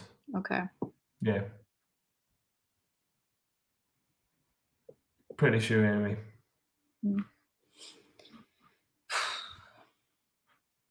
Sean is so right. Put it in the court is the best answer to any tennis question. Proper tennis analysis. I'm actually playing tennis later today, so I'll try and keep that in mind. Are you? You playing your dad? No, I'm playing with a friend, but I haven't really picked up my racket since like last summer. Right, So I went and hit against a wall last week, and wow, was it bad. Even just hitting against a wall was terrible, so I'm a little nervous for how today's going to go. But as long as I can keep it in the court, then I'm fine. Precisely. Get the underarm serve out. I think you'll be fine. Yeah. You getting asked in the chat if you played WTA? That is a hilarious question. No, I'm 5 feet tall. There is no way I ever would have played in the WTA. I did do some summers at a professional tennis camp, but God no, I can't play to save my life. Score Barada in the chat is 5-2 to Alcaraz. Now 5-3. That's 5-3. Yeah. Because Rafa has held, so Alcaraz is trying to serve out the set. Yeah, it's kind of saying no excuses. Lauren Davis, Sibylkova, all pretty short. They all also had talent. They had enough talent to back up their height. I don't. Well, a lot of people argue if they had the same training as these professionals, then they'd be on the tour. So you never know. Maybe. I think my issue was always I just didn't practice enough. I had a lot of other interests, and tennis was just not, top 5. So I didn't really dedicate as much to it as I could have. But even if I had, I don't think I ever would have, gotten to a ranked position. So. Yes, I mean it's hard enough getting to any ranking as a tennis player. Oh my God. You might have. No. I feel like you could have. You're good. No, don't think so. It's so hard. It's such a hard sport. I think I could have been an okay tennis player if I'd started a bit earlier, but certainly not a ranking. It's just so. Nadal is up love 30 at the moment.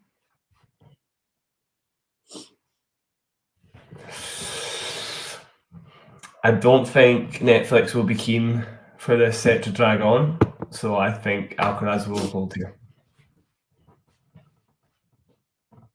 Why do you think Netflix doesn't want it to go on? Just as John said, just a tidy little package. Was that miss? Okay, never mind. Alcaraz has got other plans. That was a bad miss. That was one of his classic moves too. Yeah, a little serve volley, I know. Oh, Carlos. So free break back points.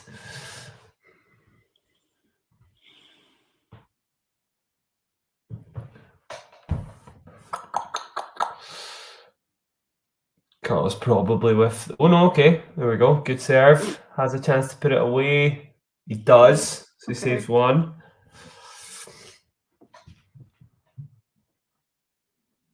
Kren, I promise I'll answer your Monfils questions as soon as this game is over. What was that? I didn't see the. There's somebody in the comments, begging us to talk about Monfils, and I promise I'll touch on it as soon as this game is over. It wasn't a question, Gren. I have seen it. It's just mentioning the fact that Monfils has been playing a good season. Yeah, I don't really consider him a dark horse though or anything. I don't know. Yeah, he's been playing all right. Gets the semis of Qatar, right? But apart from that, yeah, I'm not too big on Monfils right now. He's obviously a great player, lovely guy, but I don't think he's going to win any slams or anything, unfortunately, as much as we all want it to happen. I mean, I've always been a big fan of Monfils, back when he didn't even have a coach. I think, yeah. So I love him. Anytime he's playing, I'll pull for him. I'll support. I want to see him do well always. But I mean, realistically, no. Like he's probably not even going to make quarters of any, majors anytime soon. Yeah. I think is this. That's the break. Yeah, I didn't really know what was going on there. Yeah, whoever is running the graphics for the score is a little off. That took way too long. So yeah, are we back on serve? Yeah, we're back on serve. Yeah. 5-4 still in Alcaraz's favor, but Rafa serving at 4-5. What are these? Oh God! Adverts? What's going I on? was just looking. Yeah, they're making like a golf series is going to be like the F1 and the Breakpoint, because golf is so big. And did they not? Did they already have that? I thought they might have had that already. Full swing. Full swing. Jesus Christ. It's so stupid. There isn't anything they could do to make golf interesting. It's all right. I don't know. I quite like it. I don't like golf. I'm not a fan. I quite like the mental side of it, and I think there's parallels to tennis in that kind of sense. It's like, it's all very technical and loads of stuff. And solitary. Yeah. Yeah, exactly. I don't know. It's just so slow. It's pretty slow. Yeah. And that's true. I've not sat down to watch it at any point like in my life for more than like an hour, but my family is not, I don't know about big, but like they watch most of the major golf tournaments, and my father follows it, so it's always on. I mean, again, I can see the majors being interesting, but yeah, following it week in, week out, and the fact that it's so unpredictable, like you're not going to have kind of top guys all the time. It's a good thing and a bad thing, actually. I don't know why I'm saying that. You could like that aspect of it, but I generally like having similar people at the top of the game. I think it creates better narratives. Yeah, absolutely.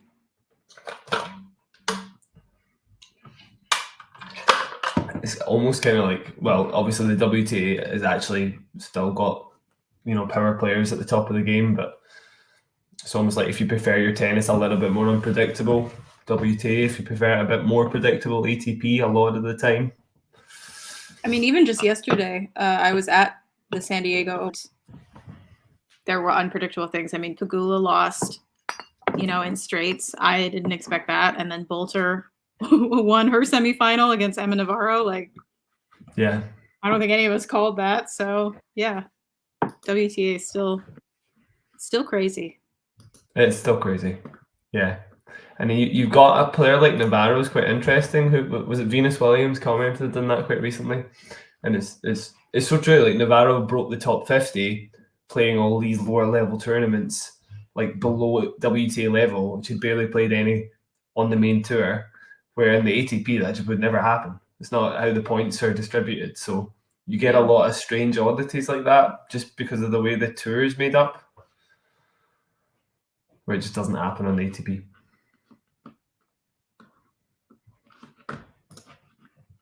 Yeah, we still have Iga. Like, she is obviously the favorite. We're not saying that, the WT doesn't have like strong consistency. It does, but it's also wildly unpredictable every year. Yeah. I mean, Iga, did she win? She won the French last year, right? Yeah. Yeah.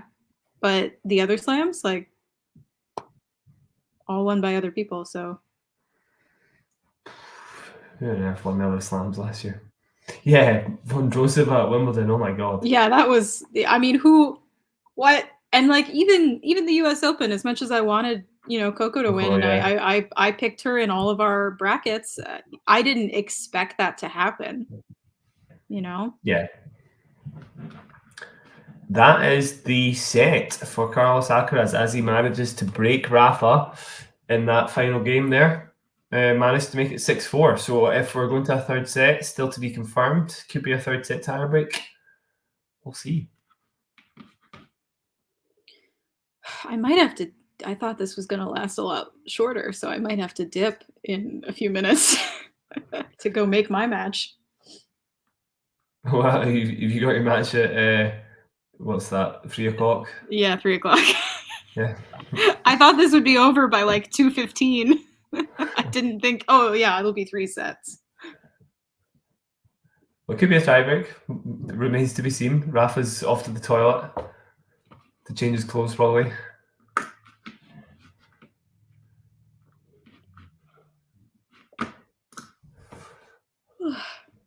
I didn't realise who Bolter was against, by the way. Marta Kostyuk.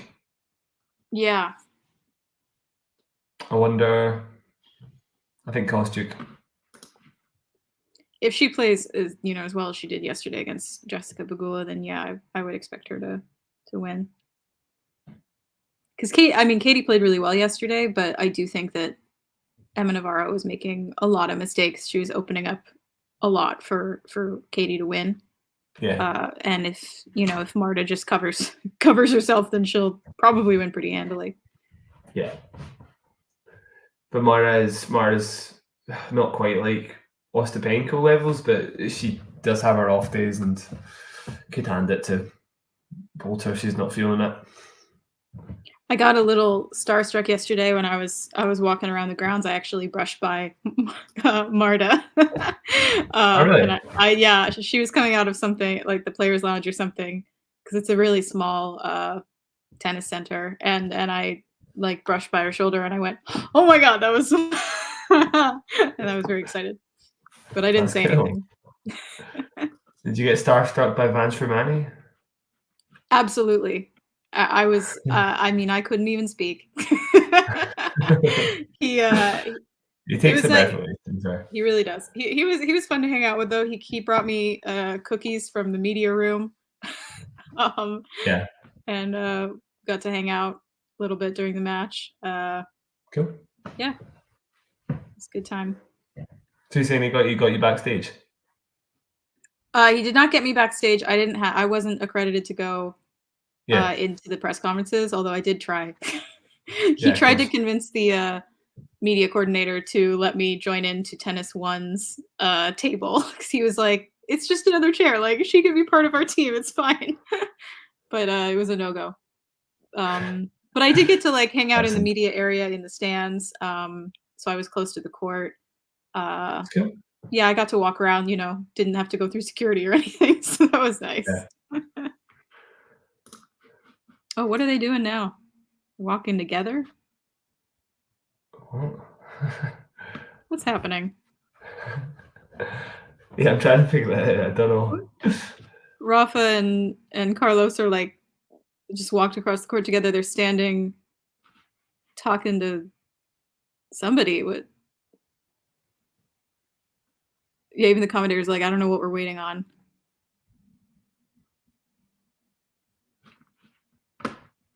It remains to be seen. We'll find out in a sec. In the meantime, I've got a...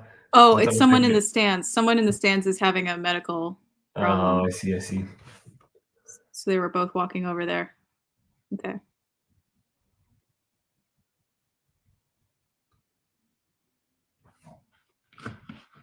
We'll think. Oh, I think it's someone who's had a little too much to drink, is what they're saying. Oh, right. Okay. It's probably pretty hot in there too, so that doesn't help. Yeah, they're laughing about it. I think we're fine.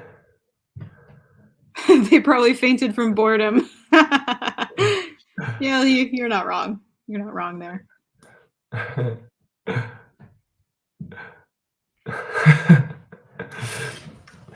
Yeah, in the meantime, I'm kind of scrolling through Twitter. I've got a tweet from Matthew Willis. I really like what he's saying. He's basically saying he loves everything about the Netflix Slam, and not because it's a weird tennis exhibition, which it is. But I agree. It's like, it's good when tennis gets like broadcast to a bigger audience. Like, this is one of the few times where tennis is just like there in a positive light for people to watch. I'm getting told by people from like my tennis classes they're going to watch it, and I didn't know what it was. Like, that would never happen. These guys don't watch tennis like outside of Wimbledon. Yeah. So the fact they're hearing about this is like quite a big deal. Yeah, I mean,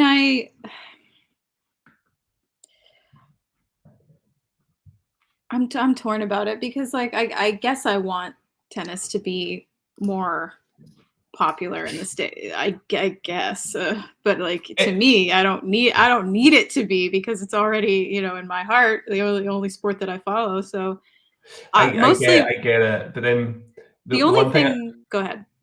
Well, all I was going to say was the only thing is the knock-on effect of tennis getting bigger is sometimes quite subtle, but it does end up having an effect on your life if you like tennis. So if you like playing, for example, the cost of playing goes down and the accessibility of tennis will go up as more and more like facilities get created, and the accessibility of watching also becomes much easier. That's what I was going to say. The only thing I can hope from like Netflix getting involved is that I'll be able to watch more tennis without and everyone else in the States who deals with this issue of like it's on a dozen different streaming platforms that you have to pay for, and it's a freaking nightmare.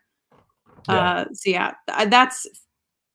I don't love this sort of thing, this sort of very American thing like the Netflix slam. Like it feels aggressive and kind of cheap to me, but like it, if it does bring more fans, which then ends up bringing more accessibility to watching it in the States, then like I guess I'm fine with it. yeah there's real actual possible benefits. So I don't think that the cost of any tennis thing will go down. I mean, this is a capitalist society. If they think they can capitalize on money, then they'll do it, and if the popularity of tennis goes up, then the prices will go up. That is kind of how everything works here. The more popular, like, a band gets, the more expensive their tickets to their shows become. It's a shame because I think tennis remains pretty privatized in America, and that it really is. Yeah. So it might have the opposite effect in that, like, I would have to pay more money to go to tournaments. Yeah, that's true. I'm already paying so much to go to tournaments, but like it would probably get worse. Yeah. So I don't know how I feel about this whole thing. Yeah, it's a shame. Okay, so I think we're doing a tie break here. We're not doing a third set.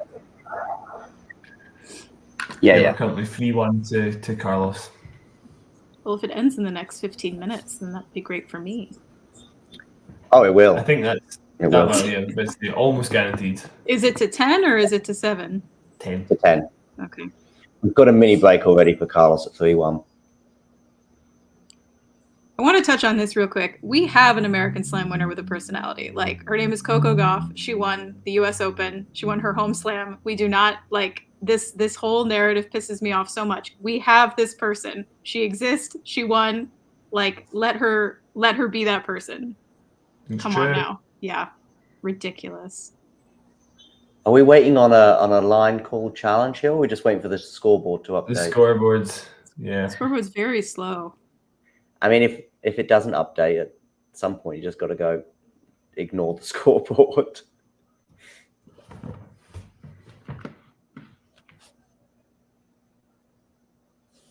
Wasn't it 3-1 a minute ago? Yeah, it is 3-1 still, I think. It's just that the scoreboard I'm at 2-1, but it was 3-1 a minute ago. What it is 3-1, and it was 3-1, and it's now 3-2, I think. My scoreboard still says 2-2. Now my scoreboard says 2-2 as well, but it's been some funny things on the scoreboard today because we had a deuce earlier on and it said break point, giving me the impression that we would have we had ad out, and then suddenly we didn't have ad out. So no, hold on, I think it is actually 2-2. It is 2-2, is it? Okay, so maybe the scoreboard was wrong when it said 3-1. Okay, yeah, it was. Okay. It was 2-2. We're on serve anyway. 2-2. Okay, well now it's 3-2. And now, okay, you're ahead of me then because I see 3-2. Yeah.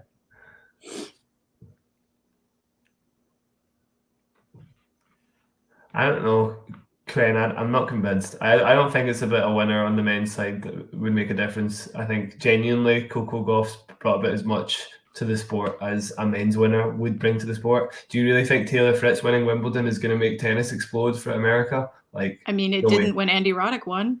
Yeah. When the US Open, yeah. I think honestly the biggest difference will be how accessible tennis is to viewers. Like, people can't watch it in America without paying a fortune. I mean, I know that I'm biased as a woman, but like I think that the Williams sisters did far more for American tennis than any of the men ever did. So yeah, if we're gonna talk about like influential people that you need on the men on in the American Tennis Association, like it was the Williams sisters. So we got more female players out of that. I mean, just bringing it to a new audience within the US. Yeah, for sure. There are more people following the sport now than ever before, thanks to the Williams sisters. I think the one other thing I'd say as well is maybe if I was playing devil's advocate, the accessibility to men's tennis is much easier. Absolutely. In America. So maybe there's an argument to be made that as American players get more successful, I still don't think that's true though. I still don't think that's true, because you've got men's American players like floating about the top 10. Taylor Fritz is actually in the top 10 for some reason. All you guys want is a slam winner, I feel, and that's the only thing that like would show success. But I honestly still don't think like one match is going to make that big a difference, genuinely. Not had a slam winner since Wadeco, I guess, at the US Open. No, I think the closest the men have gotten was the semifinals, right? Yeah, and quite a few. You've got literally Tiafoe, Paul, Shelton. Yeah. Is it only Fritz that's not made a semi? Yeah, practically. Yeah. And will he ever? Probably not. Maybe. Nice. I think he might have taken a step. He took a step back last year, but he might be showing signs that he's taken a step forward again this year to at least be in sort of a position where he was 2 years ago. I need to see a lot more, but I thought he had a good tournament in Australia. In a way, he showed something against Novak that he's possibly never shown before. That's true. He did play better against him this year, because when I saw him play at the US Open, the match was so boring against Novak that I got up and went to a doubles match because I was like, this is ridiculous. So yeah, the US Open was last year. There's a very annoying thing about the graphic that they're using for the scoreboard as well in the bottom left, in that they've got this sort of red line constantly beside Nadal's name. So it looks like Rafa. Sometimes I look at it and think Rafa's serving and he's not. You'll see what I mean. That line there, I keep seeing it and it keeps annoying me. Maybe I'm alone on that one, but we'll see. That's nice from Carlos. Should help win the point, and it does. 5-4. They are still on serve. I mean, if Rafa doesn't injure himself in the next 5 or 10 points, possibly you would argue he can maybe take a little bit more from this than Carlos can. Whatever happens, this tiebreak could end 10-4 for Carlos. And it would be like, well, Rafa's shown a level that he can compete with the second best player in the world. And he didn't get injured. Yeah. In an exhibition. Yeah. In conditions that are probably not going to be replicated. I mean, it's indoors at least anyway. In Indian Wells. Still Rafa's worst surface, obviously. Indoor hard court. Indoor hard, yeah. I was just thinking, I know that she doesn't play for America, but Naomi Osaka, who was born in the States, lives and was raised in the States, has won, 3 slams? 4? 4? Yeah. So I know that she's not technically, but she would have done a lot for the American people, as in like there'll be huge swathes of American fans that are supporting her. Yeah, like she's really quite, I would say, still remarkably famous here. So I would count her as like an American winning. She's an American influencer. There you go. And not the Instagram type. I didn't know Tiafoe was at the event. Oh yeah, there he is. Oh, okay. Oh yeah, so he is. Yeah, next to David Ferrer. And Paul Gasol, the Spanish basketball player. Didn't know him. I wouldn't know if it wasn't for Rafa. Him and Rafa are good pals. Right, I see. They play golf together. We've got a challenge here, I think, coming from Rafa because it was called out. And apparently it landed in, so I think it'll go 6-5 Rafa if I've got my maths right, which might not be the case. No, I think he's taking it again because Okay. Carlos back, apparently. Okay. So it's just a replay. First serve. Quen not holding back in his thoughts on Naomi. I know. I think if I was to say a million things about Naomi, the last thing I would say was boring. If you liked her or didn't like her or enjoyed watching her play or didn't enjoy watching her play or whatever your thoughts were, boring it wouldn't be in the discussion. I mean, she's introverted for sure, but that's not the same Yeah, thing. but I think in a way, a bit like ego to some extent, it sort of makes her even more fascinating. She also, she's definitely not. I don't find her to be shy. I mean, especially when it comes to like pointing out problems in the sport. Like one of the things that she got in trouble for, I think, brought to light a huge issue in tennis that she really wasn't afraid to like speak up about. And pretty much any political issue she attaches herself to, she speaks about quite loudly. So I don't think she's boring at all. She's no, me neither. I have to say, and this is definitely not a discussion for right now. No. I am torn on the whole not coming to press thing. I'm more for if a journalist asks a ridiculous question, then they should be spoken to. We know who they are and who they have been and what they've said. But my discomfort with her not coming to the media but speaking to her own brands is kind of a bit uncomfortable. But then we go beyond that, and I think of people like Lance Armstrong, who would have loved the opportunity not to speak to the media. And then we're in a very sketchy scenario where, because basically it was the media and the media asking questions that exposed Lance Armstrong for what he was at the end of the day. And if he was given the opportunity not to speak to the media, then he's still a multiple Tour de France winner and all sorts of things. So bringing people to account is something I'm a big fan of. So I do find it a bit, but I'm also don't agree with journalists being bullies and hideous questions and all the rest of it. But yeah, so it's a difficult one for me. Oh, Carlos has been wild there. Go on, Isabel. I mean, I wouldn't ever lump, sports journalists together because, I have friends who are sports journalists. So I know that they don't treat, tennis players as they treat them with a lot of respect and really follow the sport and care about it. But I think the majority of people who cover tennis and who are in those media rooms don't follow it, don't really care, and especially don't treat any female player with respect. And I think that even before that controversy, Naomi was not being treated very well in the media. Agreed. And she just was like, you know what, I'm tired of this. Like, I know, she even said, like, I know a lot of you are respectful and I care about you and I want to answer your questions, but like on the whole, like I can't allow this to continue. So I still totally am on her side with that. Someone else who won't want this to continue is Alcaraz, because he's actually a mini breakdown right now. Holds 1 point though, so 7-6 to Rafa. Yeah. And that wasn't the best return I've ever seen from Rafa. I think he almost stumbled into the return, which is why he messed it up. Played some beach tennis the other day. Did you? What's that like? Difficult. The footwork is really weird. You just feel like you got lead in your shoes. No, it's okay. I mean, it's sort of, there's obviously it's all volleys, of course. You're not going to get any bounces. Although having said that, the Chile Open looked a bit like that last week as well. Yeah, I saw a few of those clips. Oh my god, some of those bounces, criminal. Yeah, that's clay though. To be that literally just is clay. That club. Yeah.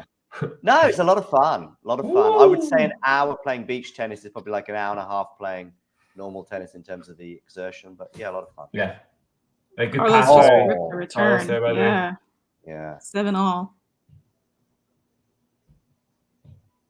Do you think he can win 3 points in the next 2 minutes? No. This is going to get dragged out a wee bit, so I think you might have to go. Yeah.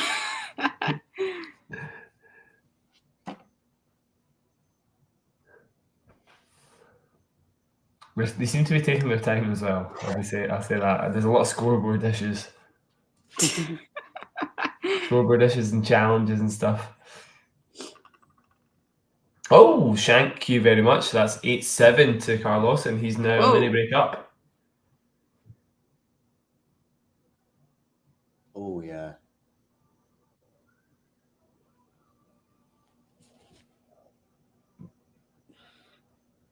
So Leo is asking, we're into a deciding set tie break, and Alcaraz is up with a mini break 8-7, so 2 points away from sealing the deal. Yeah, Rafa was very much in charge of that rally there and was going for a probable winner, but completely mishit it.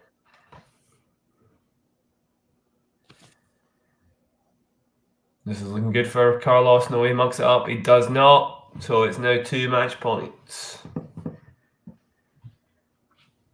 So he might win 3 points in He the next might, 2 minutes. There you go. How long have you got? 60 seconds? I've got 1 minute, and then I really have to leave. Serve +1, and you'll probably be fine.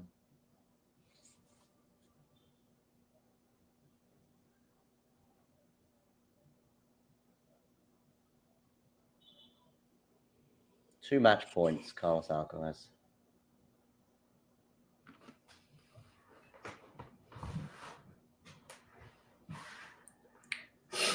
This is the first serve, second serve. In play. Looking like an extended rally.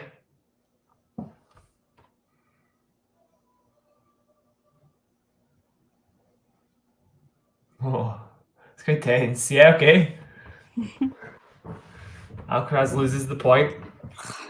Some strange bounces, unless it's my screen. There were some strange bounces during that rally. Okay, I'm gonna have to go, but I'll keep it on while I get ready. Wonderful that you joined. Thanks very much, and I'll speak to you soon. Bye bye. Bye, Isabel. Cheers. Bye bye.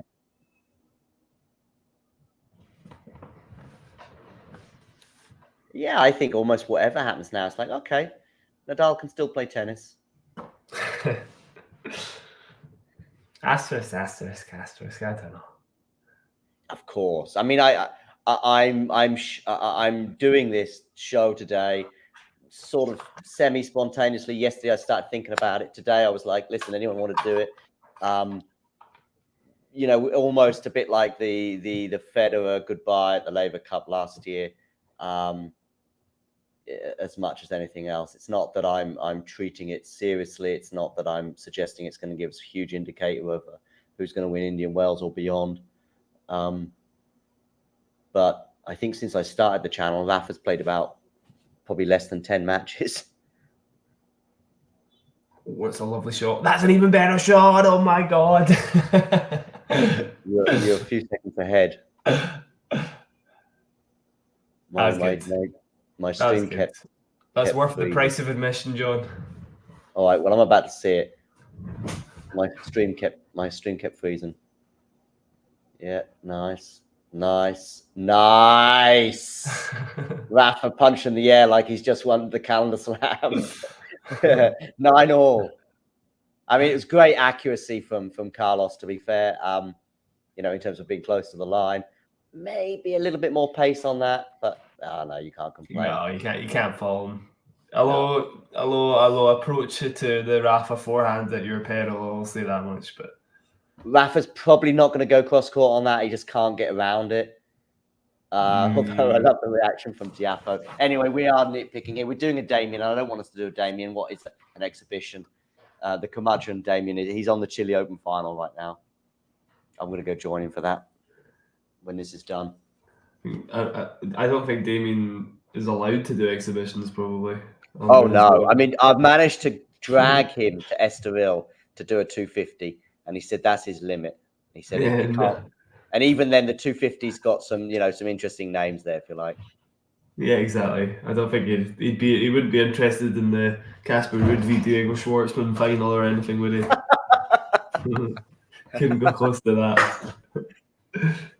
It's got to be a Barrios Vera versus Zapata Morales first round. I think. Yeah, or Maujan is among his. Although Maujan now is because he's on our radar. Probably he can't talk about him as often as he used to. I know he's a little mainstream. Yeah, he's a bit too mainstream now. Yeah. Like change events has happened now. Oh, and Carlos with a lovely winner up the line to make it 10-9. Liam Brody's going to be on the Murray Musings podcast. I mean, they're recording it tonight, so I guess they're they'll be publishing it sometime the next day or two. Yeah. Oh, fantastic! That's a good scoop. Yeah. Was that a friend of a friend put them in contact, possibly? No, I don't think so. I think Claire has been in touch with David Samuel for a while. Right. So I think it's of their own work for sure. It didn't come through me anyway. 10-9, yeah. Yeah. And they're doing it at midnight UK time because he's in the US already. I think he's in qualifiers for Indian Wells. Oh, great. Yeah. Good job, Liam. How many Masters qualifying will you have played? Can't be many. Yeah, I don't recall many. But... I'll just check it out. Well, he's missed that. So we go on. That's match point number 3 squandered. Didn't the Roger last match, the doubles, go like 12-10 in the deciding tiebreak? I believe it did, yeah. Okay. That would be Liam Brody's 4th time qualifying, unless he qualified for the events he did play the main draw of, actually. But yeah, he's not had many anyway. Injury sort of scuppered him a little bit when he got injured against Rublev in January. 1 or 2 niggles from last year as well, because he broke the top 100, I'm going to say about October of last year, thanks to an outdoor challenger final run he had. And he lost that final against the Frenchman, who's a bit of a character, does loads and loads of slices, including forehand slices that bounce and do all sorts of funny things. What's the Frenchman's name who I'm thinking of? Yeah, I know what you mean. No, not Mute. You mean the magician? Not Mute. Do you mean the magician? Could be. What's his? What is his name? He's a real Constantine Lestienne. Yeah, that's it. That's Lestienne. Yeah. So Lestienne beat him in that final. And he is a magician, John. He literally does. Yeah. Yeah. Oh, he is actually a real magician. Oh, okay. Yeah, a literal magician. Got another match point for Alcaraz. Number 4. Second serve out wide for Rafa, but it looks like Carlos is on top of the rally. Tries to hook it, Carlos, but it's a little bit mental. We're at 11-all. Yeah, there you go. Okay, so he's an actual magician. Anyway, back to Liam. So Liam broke into the top 100, but he was only there for a few weeks from memory, and therefore had to qualify for Australia, but was looking good. And in fact, I think he was serving for the second set, I'd say, against Rublev. Mm-hmm. Loses that match, flies to Australia, and then pulls out on the eve of the tournament. I do remember the match, and it was actually very close, wasn't it? There was a very Rublev close tiebreak.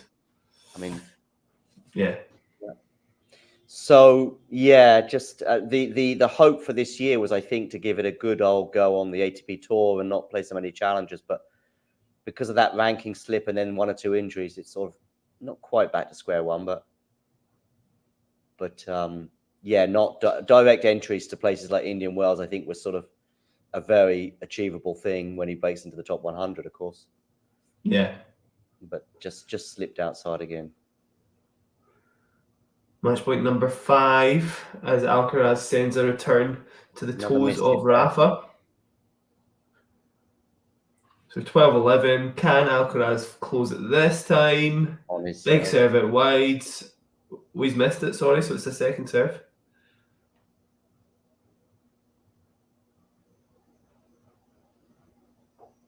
Right, here we go. Second serve of Carlos. Never mind, it was a first serve attempt, must have been a let. So second serve now.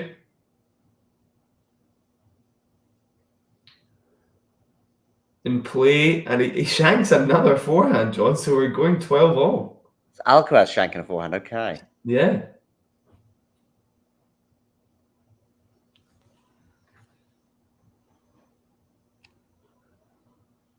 Well, a bit of drama, it's an exhibition. You did something. Although it's hard to shank a ball like that on purpose, so difficult to say it's scripted. Oh, and of course, we've got to change events now, right? I'm just going to re-press live again to try and get somewhere closer to the action.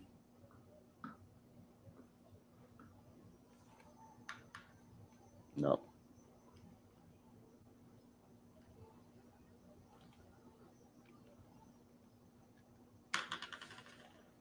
Okay, I've got Carlos serving here at 12-all.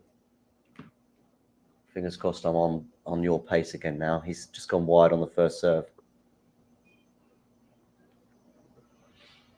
12-all in this tie break.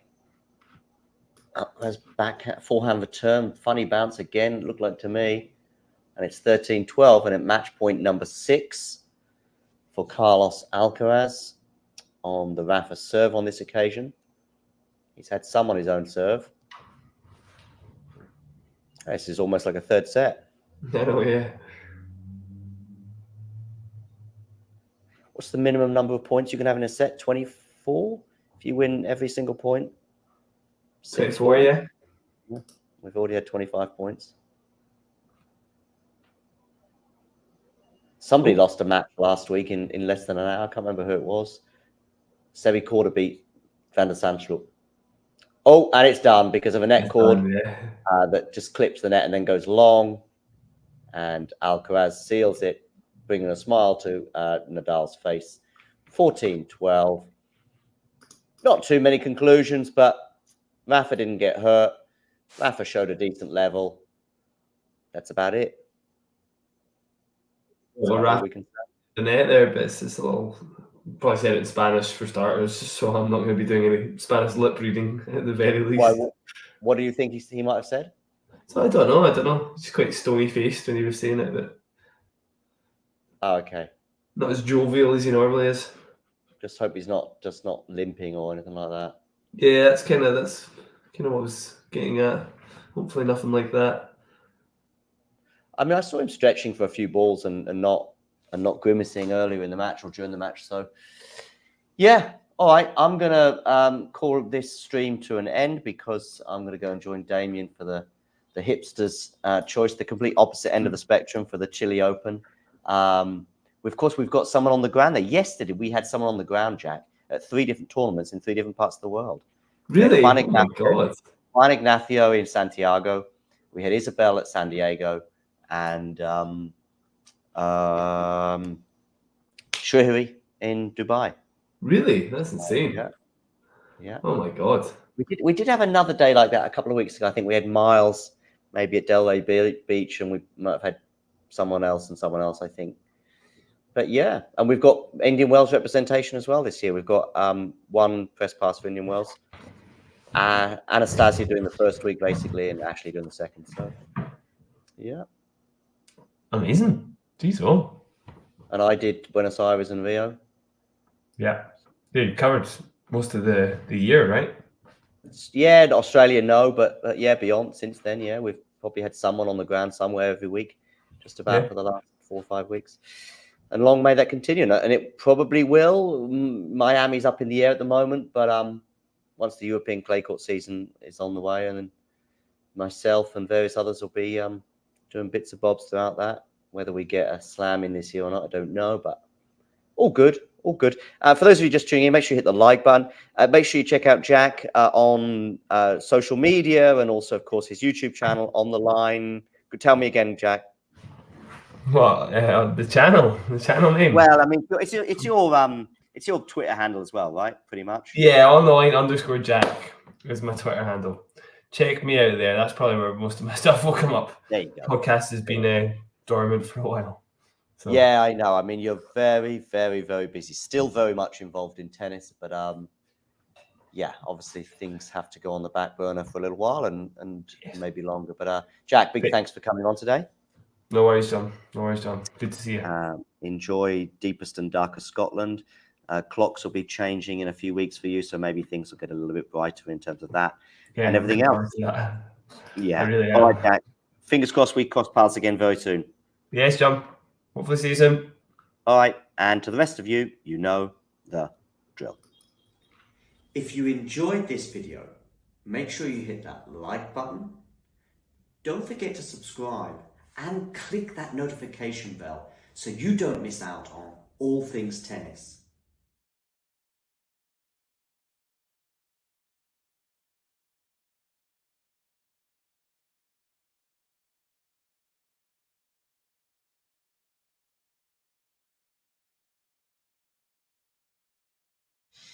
There's one match from Rafa's story where you think that was a missed opportunity.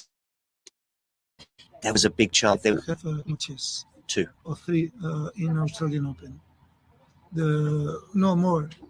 We lose the opportunity in Wimbledon against Djokovic in semi-final. 2018. Then we lose the opportunity, more important because that was semi-final.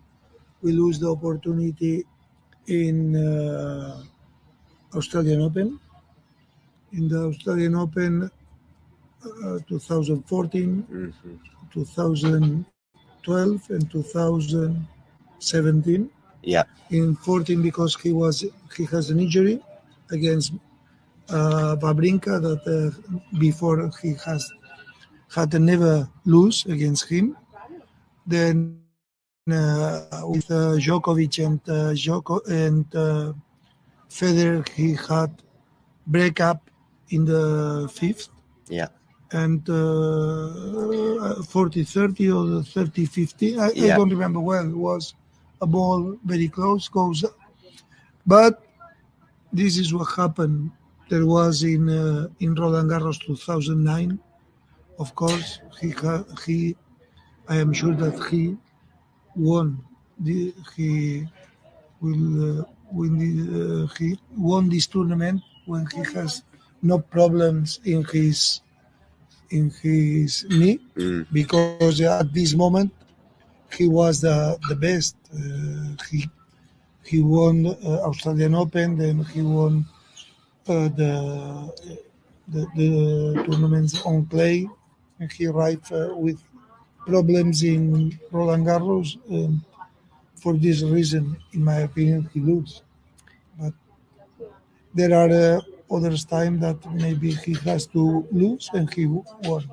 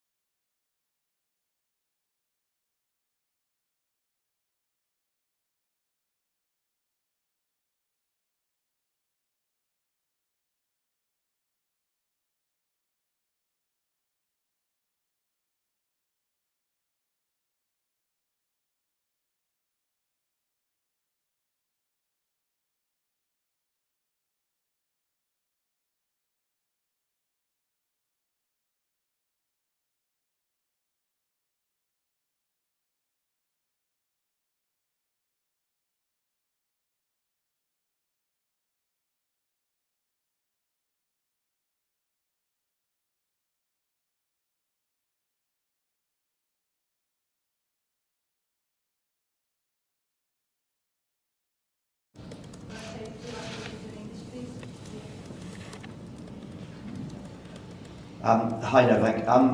I don't know if you saw what Vasek said last night about organising, and tennis could and should be even bigger than it already is. If only the people organising it were doing their job properly. He highlighted the balls, he highlighted playing late at night and then early in the morning and injuries. I just wondered whether you heard that, but also if you'd like to add something. No, I haven't heard that. I actually saw Vasek just before I came here to see you guys, but I haven't seen his statement on that. But there's been a lot of discussions on the effect of the different balls and basically every week on the joints and the wrist and the shoulders and the elbows. And I think someone told me that in terms of injuries, this year comparing to other years is drastically has gone up. So in terms of the balls, I absolutely agree. There should be some discussion on that. I actually spoke about that with Andrea Gaudenzi, the ATP president, and Massimo, who is the CEO, in Paris during the Paris-Bercy week. And I shared my opinion and my views, and then obviously they are thinking about various different options and ways of how to regulate that and how to make it better for the players and prevent injuries. In terms of the scheduling, I think there has been a lot of criticism and a lot of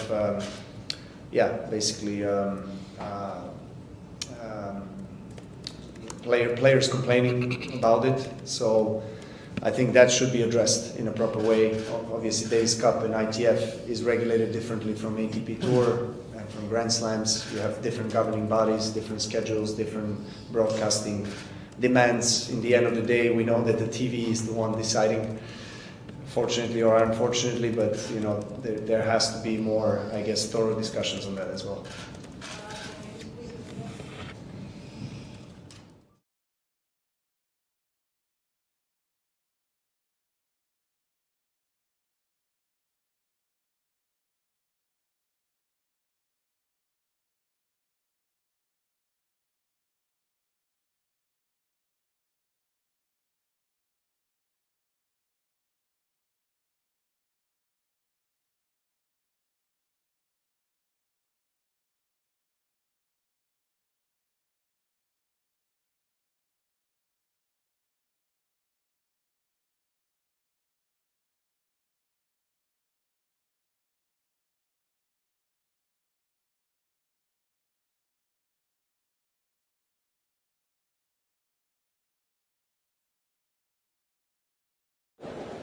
Ready. Play. Cool.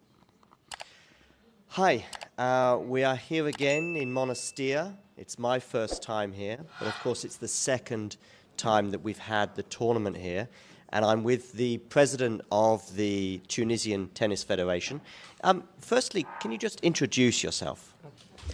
I'm Salma. I am doctor in sports psychology. I teach in the High University of Sports, and I am the president of Tunisian Tennis Federation. I'm also member in the board of ITF. I represent Africa. Nice. Tell me, how has it been this year, for example, compared to last year? Last year was the first version, so now you're an expert at hosting a tennis tournament. Let's say not really an expert, but this edition we have more good players compared to last year, because last year the best players was 80, and in this year we have 26, 32, and it's very, very important the level of the player, the technical level of the player. Secondly, we tried to improve a little the infrastructure. That's why we did a little village. And we get, let's say, not more sponsor, but the same sponsor. As you know, tennis is not a sport popular here in Tunisia. To get sponsor, it's not easy for us. And the majority, they want to support because they have the visibility. And such an event, because it's a WTA 250, and it's diffused in beIN and all the media. That's why we get more sponsor than last year. Good. We are missing one player this year compared to last year. Ons, unfortunately, she got injured last week in China and wasn't able to make it. How much of an impact does that have on the tournament? To be honest, the fact that Ons doesn't play, we don't have a lot of spectators, and we try to push people to come to see tennis. As you know, Ons, she's our ambassador. Everyone loves her all over the world, especially here in Tunisia. They want to, all people, all players, all the fans of Ons, they want to see her playing here in Monastir or in Tunisia. Unfortunately, she has injury. And we did our tournament. Everything is okay. The level is very high. Every day I'm watching the matches. Really, I'm very happy because there is good players, good young players, and because they love Tunisia and they love Monastir also. Yes. You have a 3-year situation, last year, this year, and of course next year. Is there a hope? Is there a plan to maybe continue beyond 2024? The hope is here, yes, we can plan, but I have to discuss with EMG and WTA because, as you know, I buy the 3 edition, the tournament.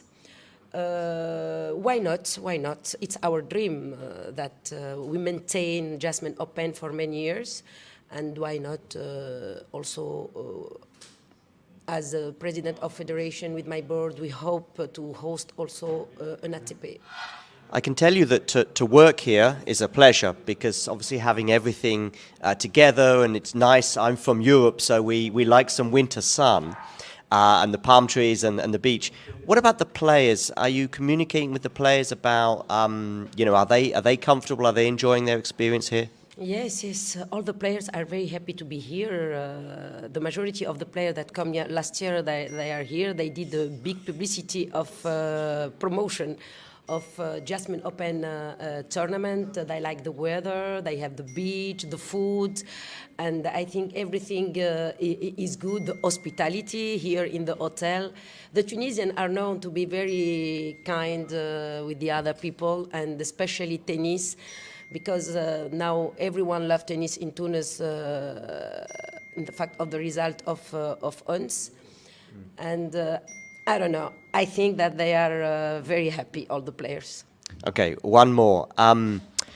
Next year, are you already sort of planning? I mean, are you looking at what happened last year, this year, and also thinking about, okay, what can we do next year to maybe, get even more players or make it even better for everybody? Have you already thought about next year? Yes, we are thinking about next year. First of all, the week. It's very important to get the best week because, as you know, this time, just before the Masters, it's good. We get a good players, but it's not really the week that we want to take as a federation. Perhaps the first week of October, it will be better.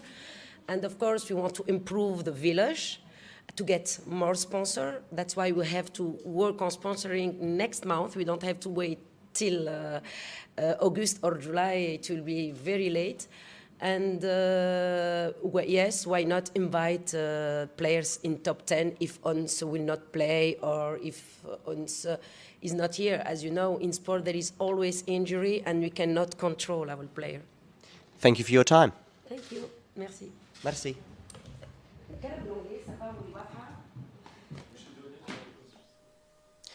If you enjoyed this video, make sure you hit that like button. Don't forget to subscribe and click that notification bell so you don't miss out on all things tennis.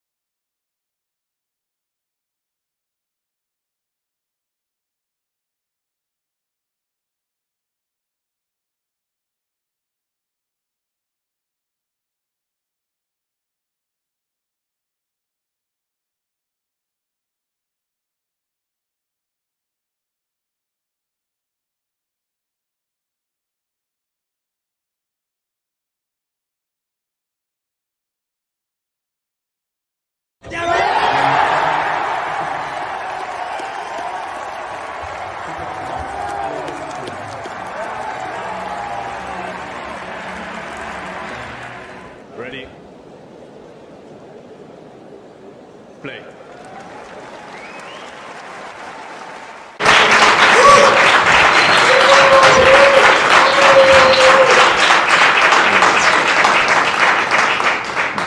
Welcome everyone. Let's start the press conference. Please, questions in English. Yannick, thank you. Congratulations. This afternoon, did you play the match of your life? And what did it feel like playing that match? Match of my life, I don't know, but it's for sure very, very important. As I say, it helps a lot. The last competition, that is a team competition, and because you get a lot of energy from your teammates, from the whole team, and then the crowd is different. And I really enjoyed playing today. It was a great match. I started off really well, and obviously in the second set he raised his level, and the third set I just tried to hold my service games and waiting for a good opportunity, which arrived on 5-all, and I took it. And obviously it was a very crucial match for the whole team, and at the end of the match I was really happy for the team to be at least able to play a deciding doubles, and we played really good, and I think it was a really positive day today. Yannick, I just wanted to ask you about the 3 match points that you saved at 4-5 in the third set in the singles. Can you just talk us through what was going through your head? How did you remain calm in those moments, and what were you trying to do in each of those points? I know that it was a really important, obviously, important game. We changed not for so long for new balls, so I knew if I'm gonna serve well that maybe I have some free points. But I had to stay in the present moment. It was love 40, and he missed a quite easy backhand, which gave me a little bit of confidence and belief. And then after I served twice, really good. And nothing, after this kind of games, your energy level and mental level, it's racing, and I think this helped me today. Yannick, over here. I'm not sure anyone else can maybe say they've beaten Novak Djokovic twice in one afternoon. What does that achievement mean to you? Yeah, it means a lot. Obviously, before the match, we were talking that it was a really important test today. Trying to understand what to expect before the match, and then I think we made a good tactical moment also before the match, and obviously playing it is a little bit different, but I think I have to be really proud about how I handled the situation. And as I said, I'm just very happy for all of us, for the team, and tomorrow we have a great opportunity. We know this, but in the other way we will try to stay as relaxed as possible, keeping the smile in our head, which is important also, and then also to be happy to be here. It's not so many. For me, it's the first time that we can play a final in Davis Cup, which it means a lot for us. One last question in English. Yannick, just looking forward to the final, and to the guys, please, as well, and the Australian team that you're facing in the final. You'll be playing De Minaur, presumably, in the second match, and you've got this extraordinary hold over him. I think he's only going to take 1 set off you. How much of an advantage do you think that is for you, and what confidence does that give you? Well, we don't know who is going to play. Se ti faccio giocare. Yeah, we have to decide. We have to. I have a lot of hours in my leg. This I know. If I play against him, it's gonna be different. Finals, as I said, it's always different. But let's see. It's his decision. He's the captain of the team, and so he can answer you that. What do you say? Thanks, Yannick. No, obviously it's our point of power. Yannick give us a lot of energy, give us a lot of confidence in ourselves, obviously. He's a great player, but he's not only a great player, so he's a great person. That's what I like. So, yeah, he's probably in the first position to play tomorrow. What do you think of the Australian team? Strong, different. Different from Serbians. Maybe closer than Netherlands as singles and doubles. But still, we have to take care of us, thinking about tomorrow, enjoying today, but focus for tomorrow. So head to tomorrow. We switch into Italian. Per favore, domande in Italian. If you enjoyed this video, make sure you hit that like button. Don't forget to subscribe and click that notification bell so you don't miss out on all things tennis.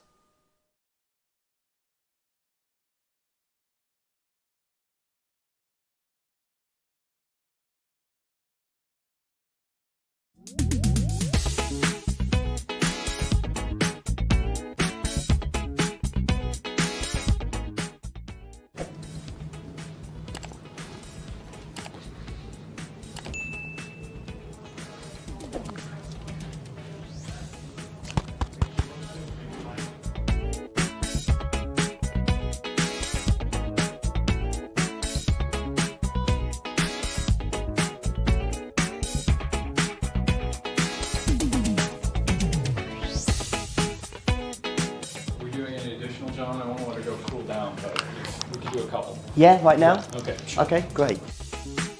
You got it all inside of you. Yeah, should work fine. Can I have 10 seconds or 20 seconds? Okay. I didn't know, sorry. All right. That's fine. He just wants that. Yeah. Yeah, no, that's fine. You can just go time and then Feel it to be true. And when you dance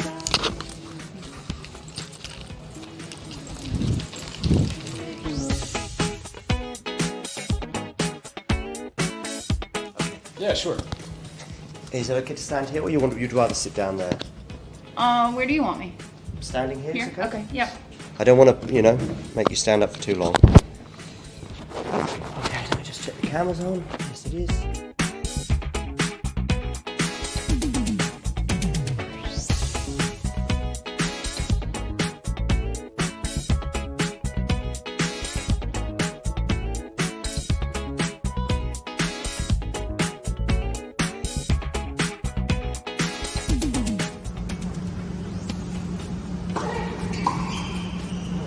What a return!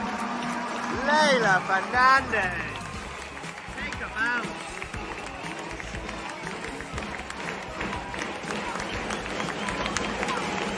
Last point, ladies and gentlemen. Championship Billie Jean King Cup point. Get her in somehow.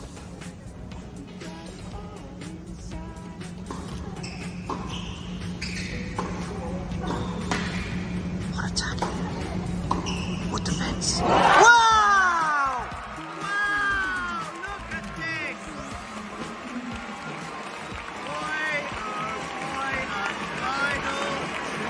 I was probably a little bit bamboozled with with everything.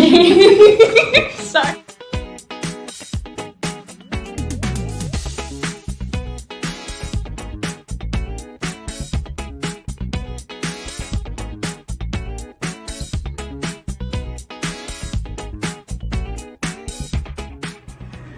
And Billie Jean King Cup 2023, that's a wrap.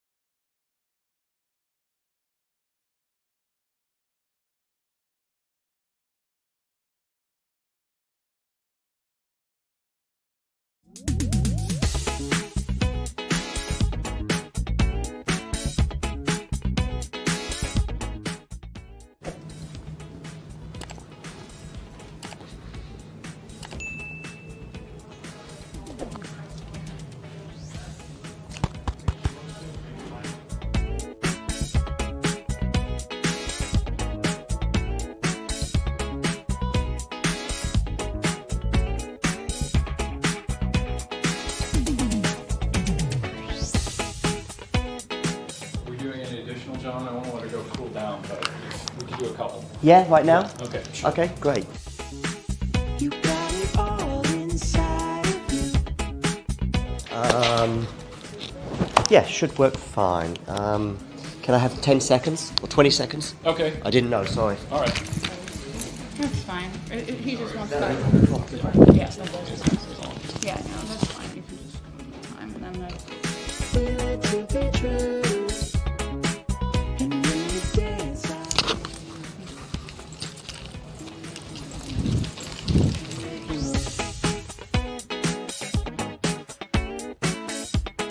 Yeah, sure. Is it okay to stand here, or you'd rather sit down there? where do you want me? Standing here? Here? Is okay? Okay, yep. I don't want to, make you stand up for too long. Okay, let me just check the camera's on. Yes, it is.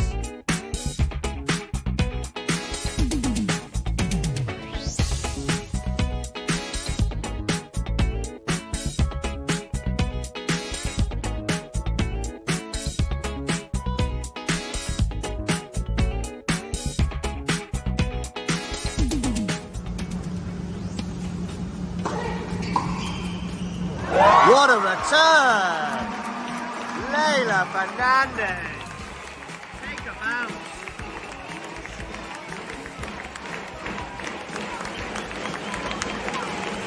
That's point, ladies and gentlemen. Championship Billie Jean King Cup point. Get her in somehow.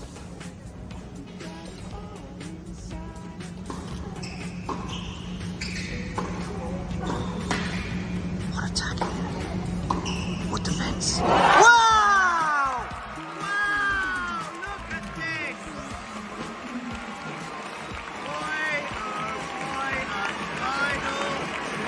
I was probably a little bit bamboozled with with everything. Sorry.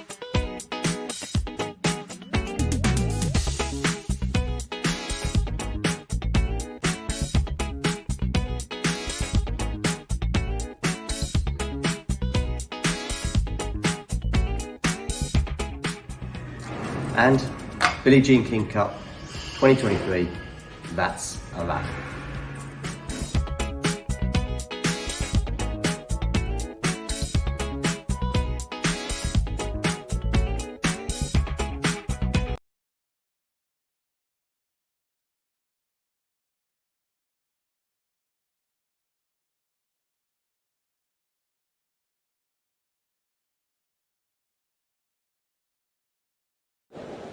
Ready? Play.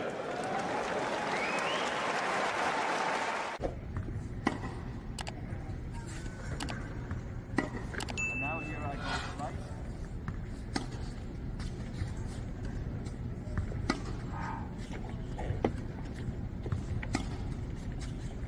This is normal flat. You see sometimes you don't actually, sometimes you don't. And now here I go slice.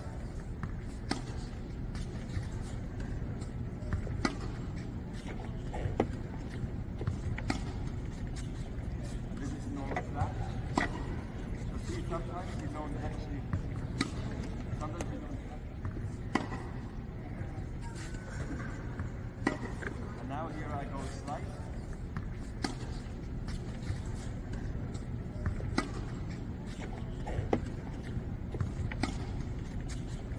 This is normal flat. You see sometimes you don't actually, sometimes you don't. If you enjoyed this video, make sure you hit that like button. Don't forget to subscribe.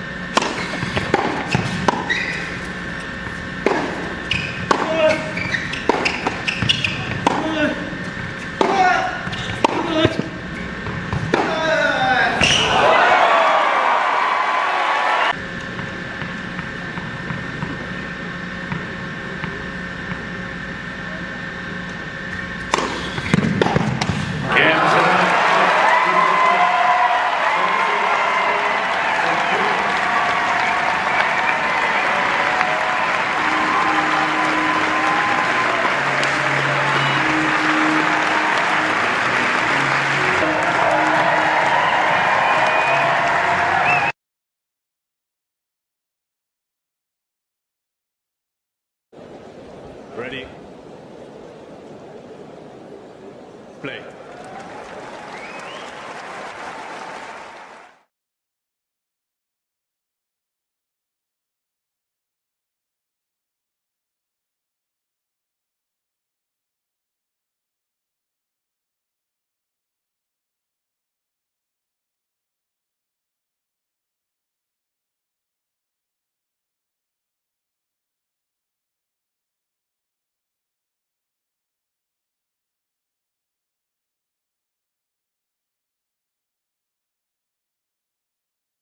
I didn't play my tennis tonight, but on the other hand, I was there to win it, you know. So for sure, I didn't, you know, live up to my standard as I usually do. So I'm not happy. But on the other hand, like these 2 weeks were so intense that you just have to look forward, and it doesn't matter now.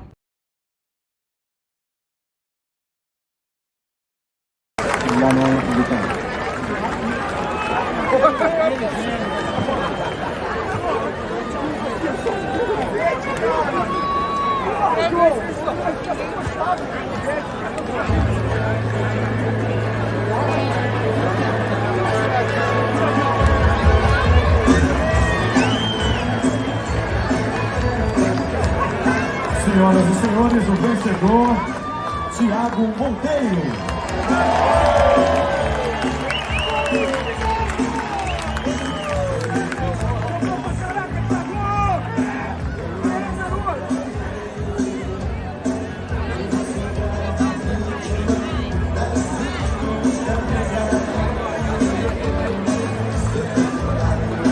Aplausos também para Carlos Alcaraz. Desejamos melhoras e até a próxima.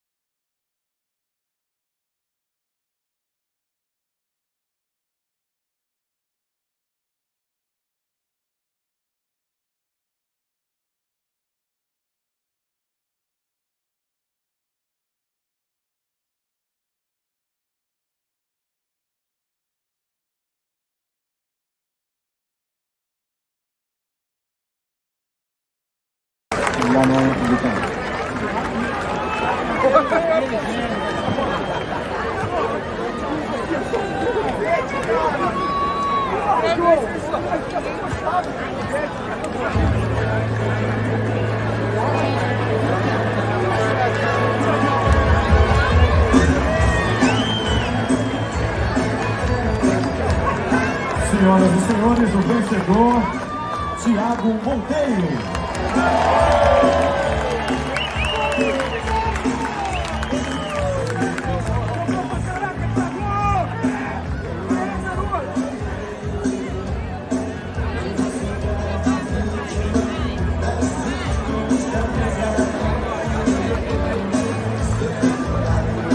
Aplausos também para Carlos Alcaraz.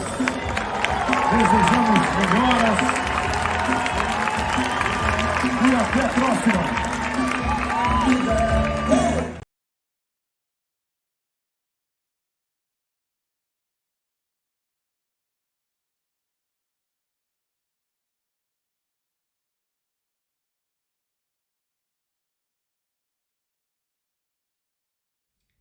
If you enjoyed this video, make sure you hit that like button.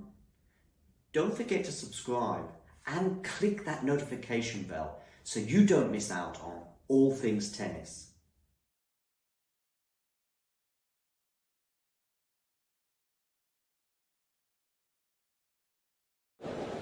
Ready? Play.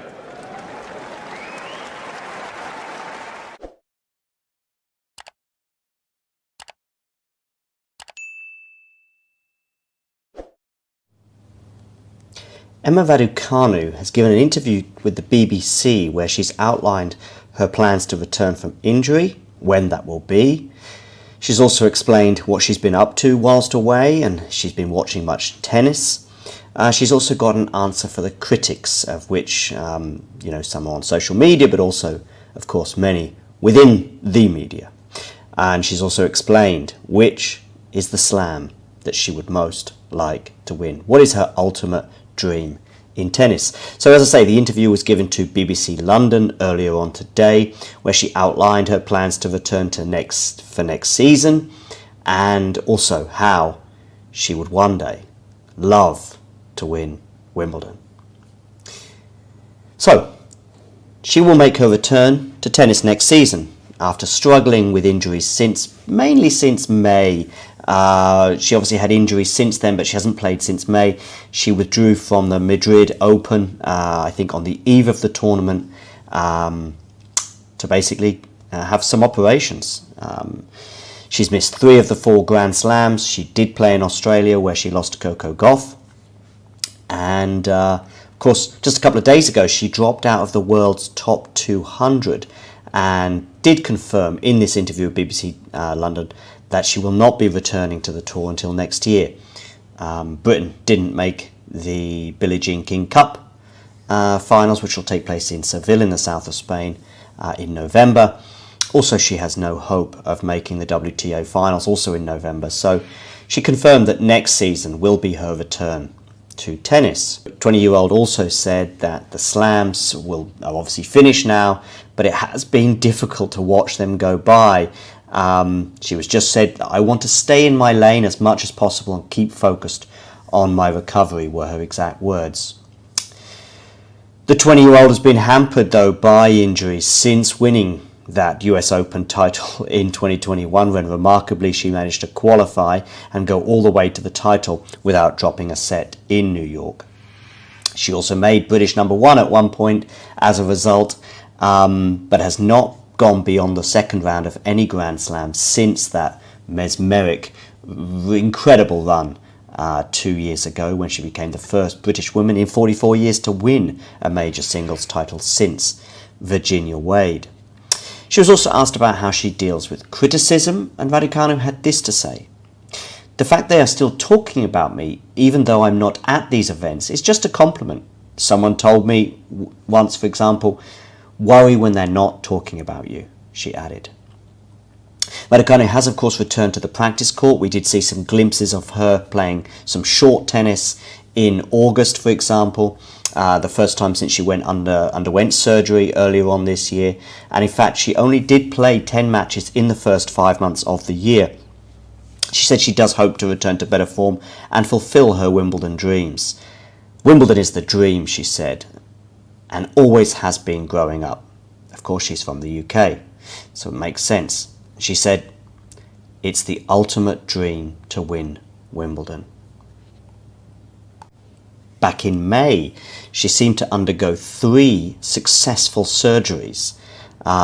She said that she underwent the surgeries on both of her wrists and her ankle in a letter posted on social media.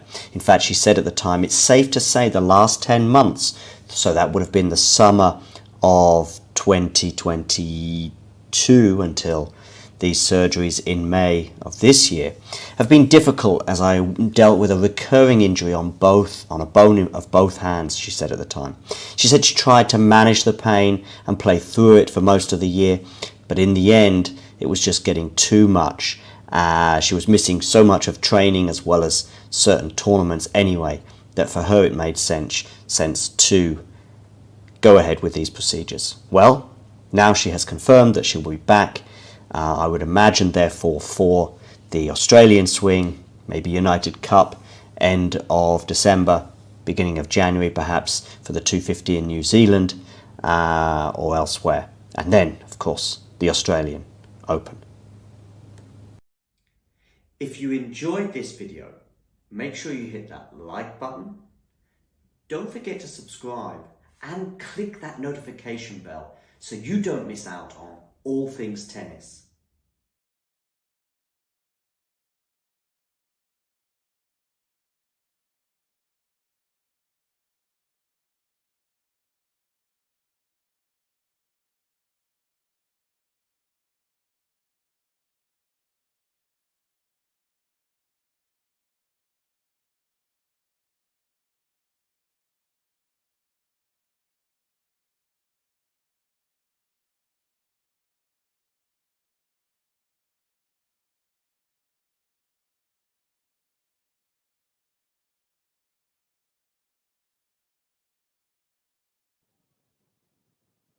Hey, thanks for taking the time to, well, you haven't got any choice, actually. I'm just talking at you, if you like. But I'm here also to present to you why I think it's not a bad idea and not that expensive as well if you become a member. And this is how you can do it, and this is what you can gain. So if we look here at the Talking Tennis sort of homepage, if you like, on YouTube, we can see this little button here which says join. It is also pinned in the live chat as well, and you can also, I think, see it just below most of our videos, certainly the live ones and so on. Now, why is it a good idea to join and become a member? Well, in the live chat, you can add little funny things, you can add emojis and all sorts of things, but possibly more importantly, you can get to access some live videos, such as this one here, where we look back on the last sort of few moments from the Billie Jean King Cup. So there are little bonuses such as this one, but there are many, many more. And in fact, if we have a quick look at all of the members only stuff, I repeat, you will see very, very quickly some of the top stuff that we've had for members only over the last 12 months since the channel began. Remember, these videos are for members only. You can become a member from as little as about $2 a month, €2 a month, £2 a month, something like that. There are various different things. Oh, and by the way, you'll also be supporting the channel. So it's a win-win-win-win scenario. Let me just show you some of the members only stuff. For example, we've got an exclusive little clip there talking to Laura Siegmund, Laura Tsurenko, her encore interview, some doubles footage there from Monastir, the Germany press conference pre-tournament Billie Jean King Cup, Claire Burrell talking as well to the media in her press conference in Monastir, Storm Hunter and Alicia Parks interview, Rebecca Masarova, her press conference, Coco Gauff exclusive for members only, albeit it was in Madrid, but these are just some of the things, some of the interviews and etc. Like Lestien here, a chat with him, Emma Navarro, and so on and so forth. So many little bonus videos available for just €2 a month. So what are you waiting for? Become a member. Or don't. It's okay.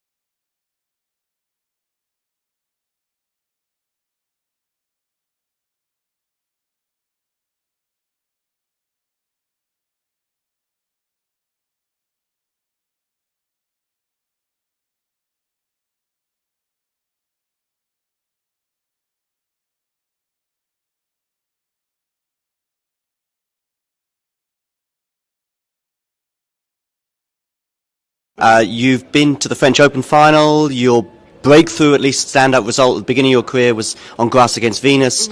You've been very solid on the hard courts. Is there a slam in particular that you go, I think that's, if I'm going to get one, the first one might come here, there, or where? Well, I don't know. I mean, everyone, I'm like, I think this is the first one. So I don't know. I mean, obviously now going to the French, I do have a lot of confidence on the surface, but I'm not really thinking about that. I feel like, you know, in the past I was, and it gave me some like defeats that I feel like I shouldn't have lost, maybe more so my head. So going in now, I mean, I feel like, you know, everyone could be the one, but I think I have to just take it a match at a time and just feel it out and enjoy it. I think when you focus too much on the destination, you don't enjoy the journey there. So now I want to focus more on the journey, and you know, if the destination gets there, that's great.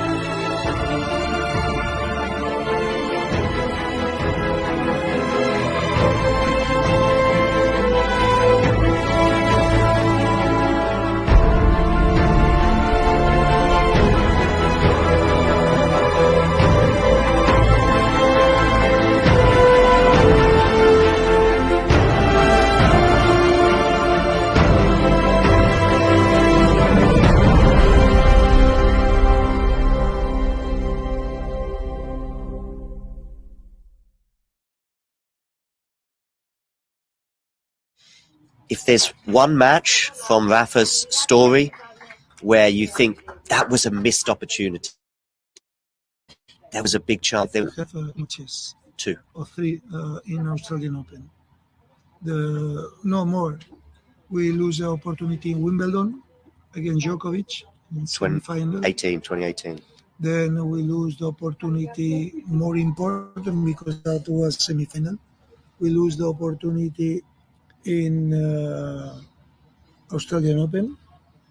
In the Australian Open 2014, 2012 and 2017. Yeah. In 14 because he has an injury against Wawrinka that before he had never lose against him. Then with Djokovic and Federer, he had breakup in the 5th. Yeah. And 40-30 or 30-50. I don't remember well. It was a ball very close, goes up. But this is what happened. There was in Roland Garros 2009. Of course, I am sure that he won. He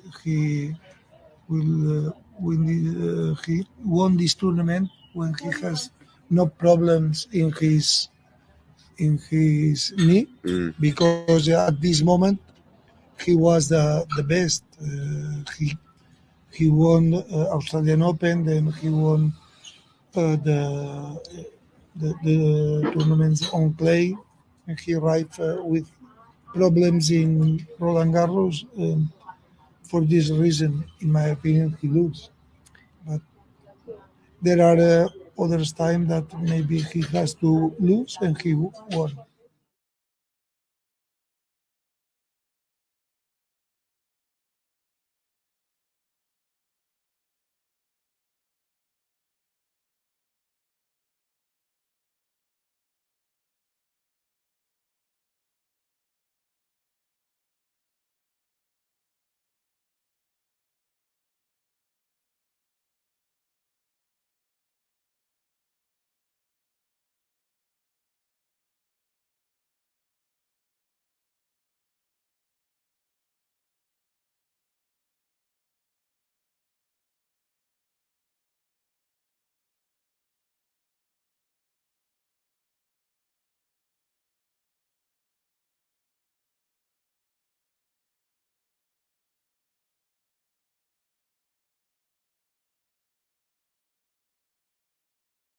There were some Australian Open final vibes for me today, and I was looking at a couple of comparisons.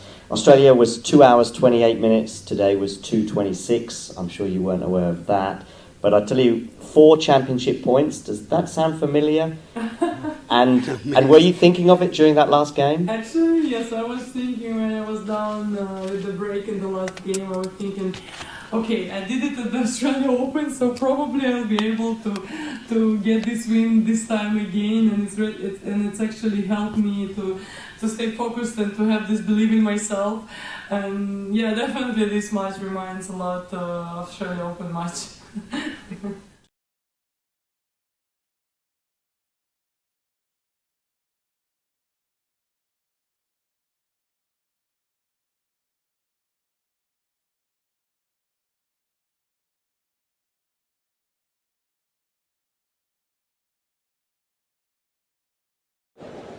Ready? Play.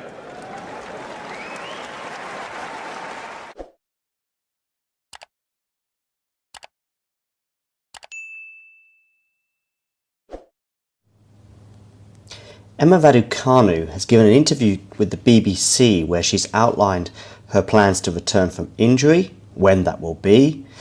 She's also explained what she's been up to whilst away, and she's been watching much tennis. She's also got an answer for the critics, of which, some are on social media, but also, of course, many within the media.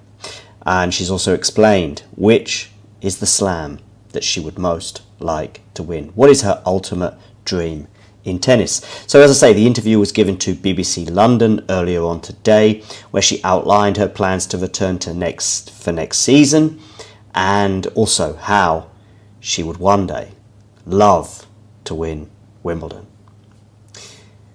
So she will make her return to tennis next season after struggling with injuries mainly since May.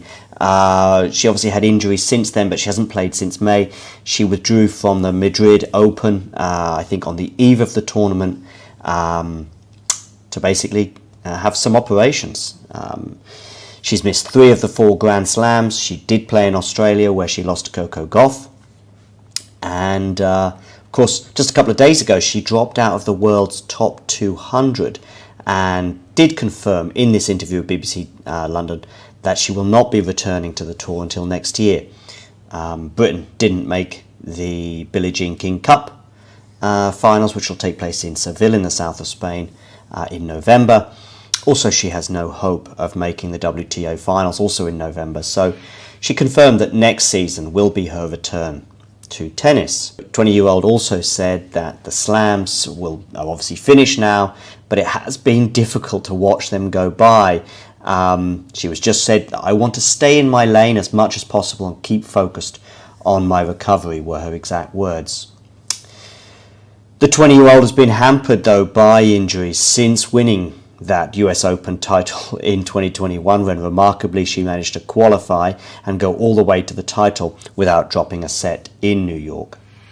She also made British #1 at one point as a result, but has not gone beyond the second round of any Grand Slam since that mesmeric, incredible run 2 years ago, when she became the first British woman in 44 years to win a major singles title since Virginia Wade.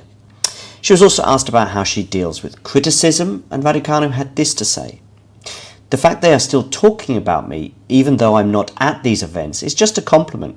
Someone told me once, for example, worry when they're not talking about you," she added. Raducanu has, of course, returned to the practice court. We did see some glimpses of her playing some short tennis in August, for example, the first time since she underwent surgery earlier on this year. And in fact, she only did play 10 matches in the first 5 months of the year. She said she does hope to return to better form and fulfill her Wimbledon dreams. Wimbledon is the dream, she said, and always has been growing up. Of course, she's from the UK, so it makes sense. She said, "It's the ultimate dream to win Wimbledon." Back in May, she seemed to undergo 3 successful surgeries, She said that she underwent the surgeries on both of her wrists and her ankle in a letter posted on social media. In fact, she said at the time, it's safe to say the last 10 months, so that would have been the summer of 2022 until these surgeries in May of this year, have been difficult as I dealt with a recurring injury on a bone of both hands, she said at the time. She said she tried to manage the pain and play through it for most of the year, but in the end it was just getting too much. She was missing so much of training as well as certain tournaments anyway, that for her it made sense to go ahead with these procedures. Well, now she has confirmed that she will be back. I would imagine, therefore, for the Australian swing, maybe United Cup, end of December, beginning of January, perhaps, for the 250 in New Zealand or elsewhere. And then, of course, the Australian Open. If you enjoyed this video, make sure you hit that like button. Don't forget to subscribe and click that notification bell so you don't miss out on all things tennis.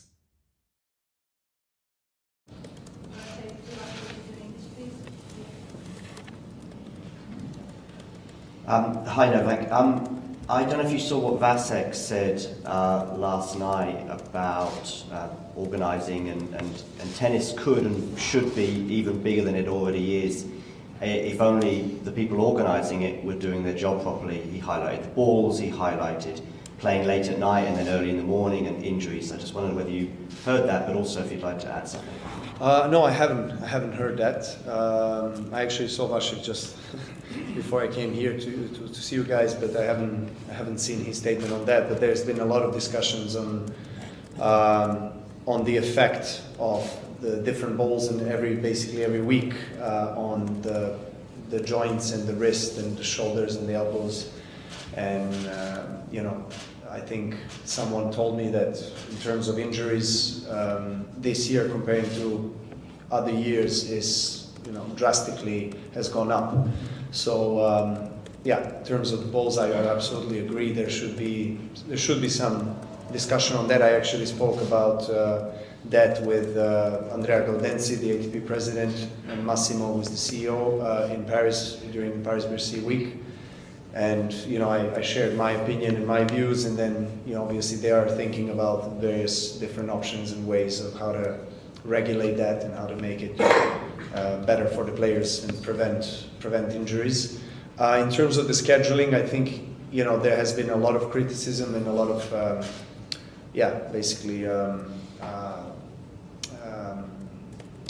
players complaining about it. So I think that should be addressed in a proper way. Obviously, Davis Cup and ITF is regulated differently from ATP Tour and from Grand Slams. You have different governing bodies, different schedules, different broadcasting demands. In the end of the day, we know that the TV is the one deciding, fortunately or unfortunately, but there has to be more, I guess, thorough discussions on that as well.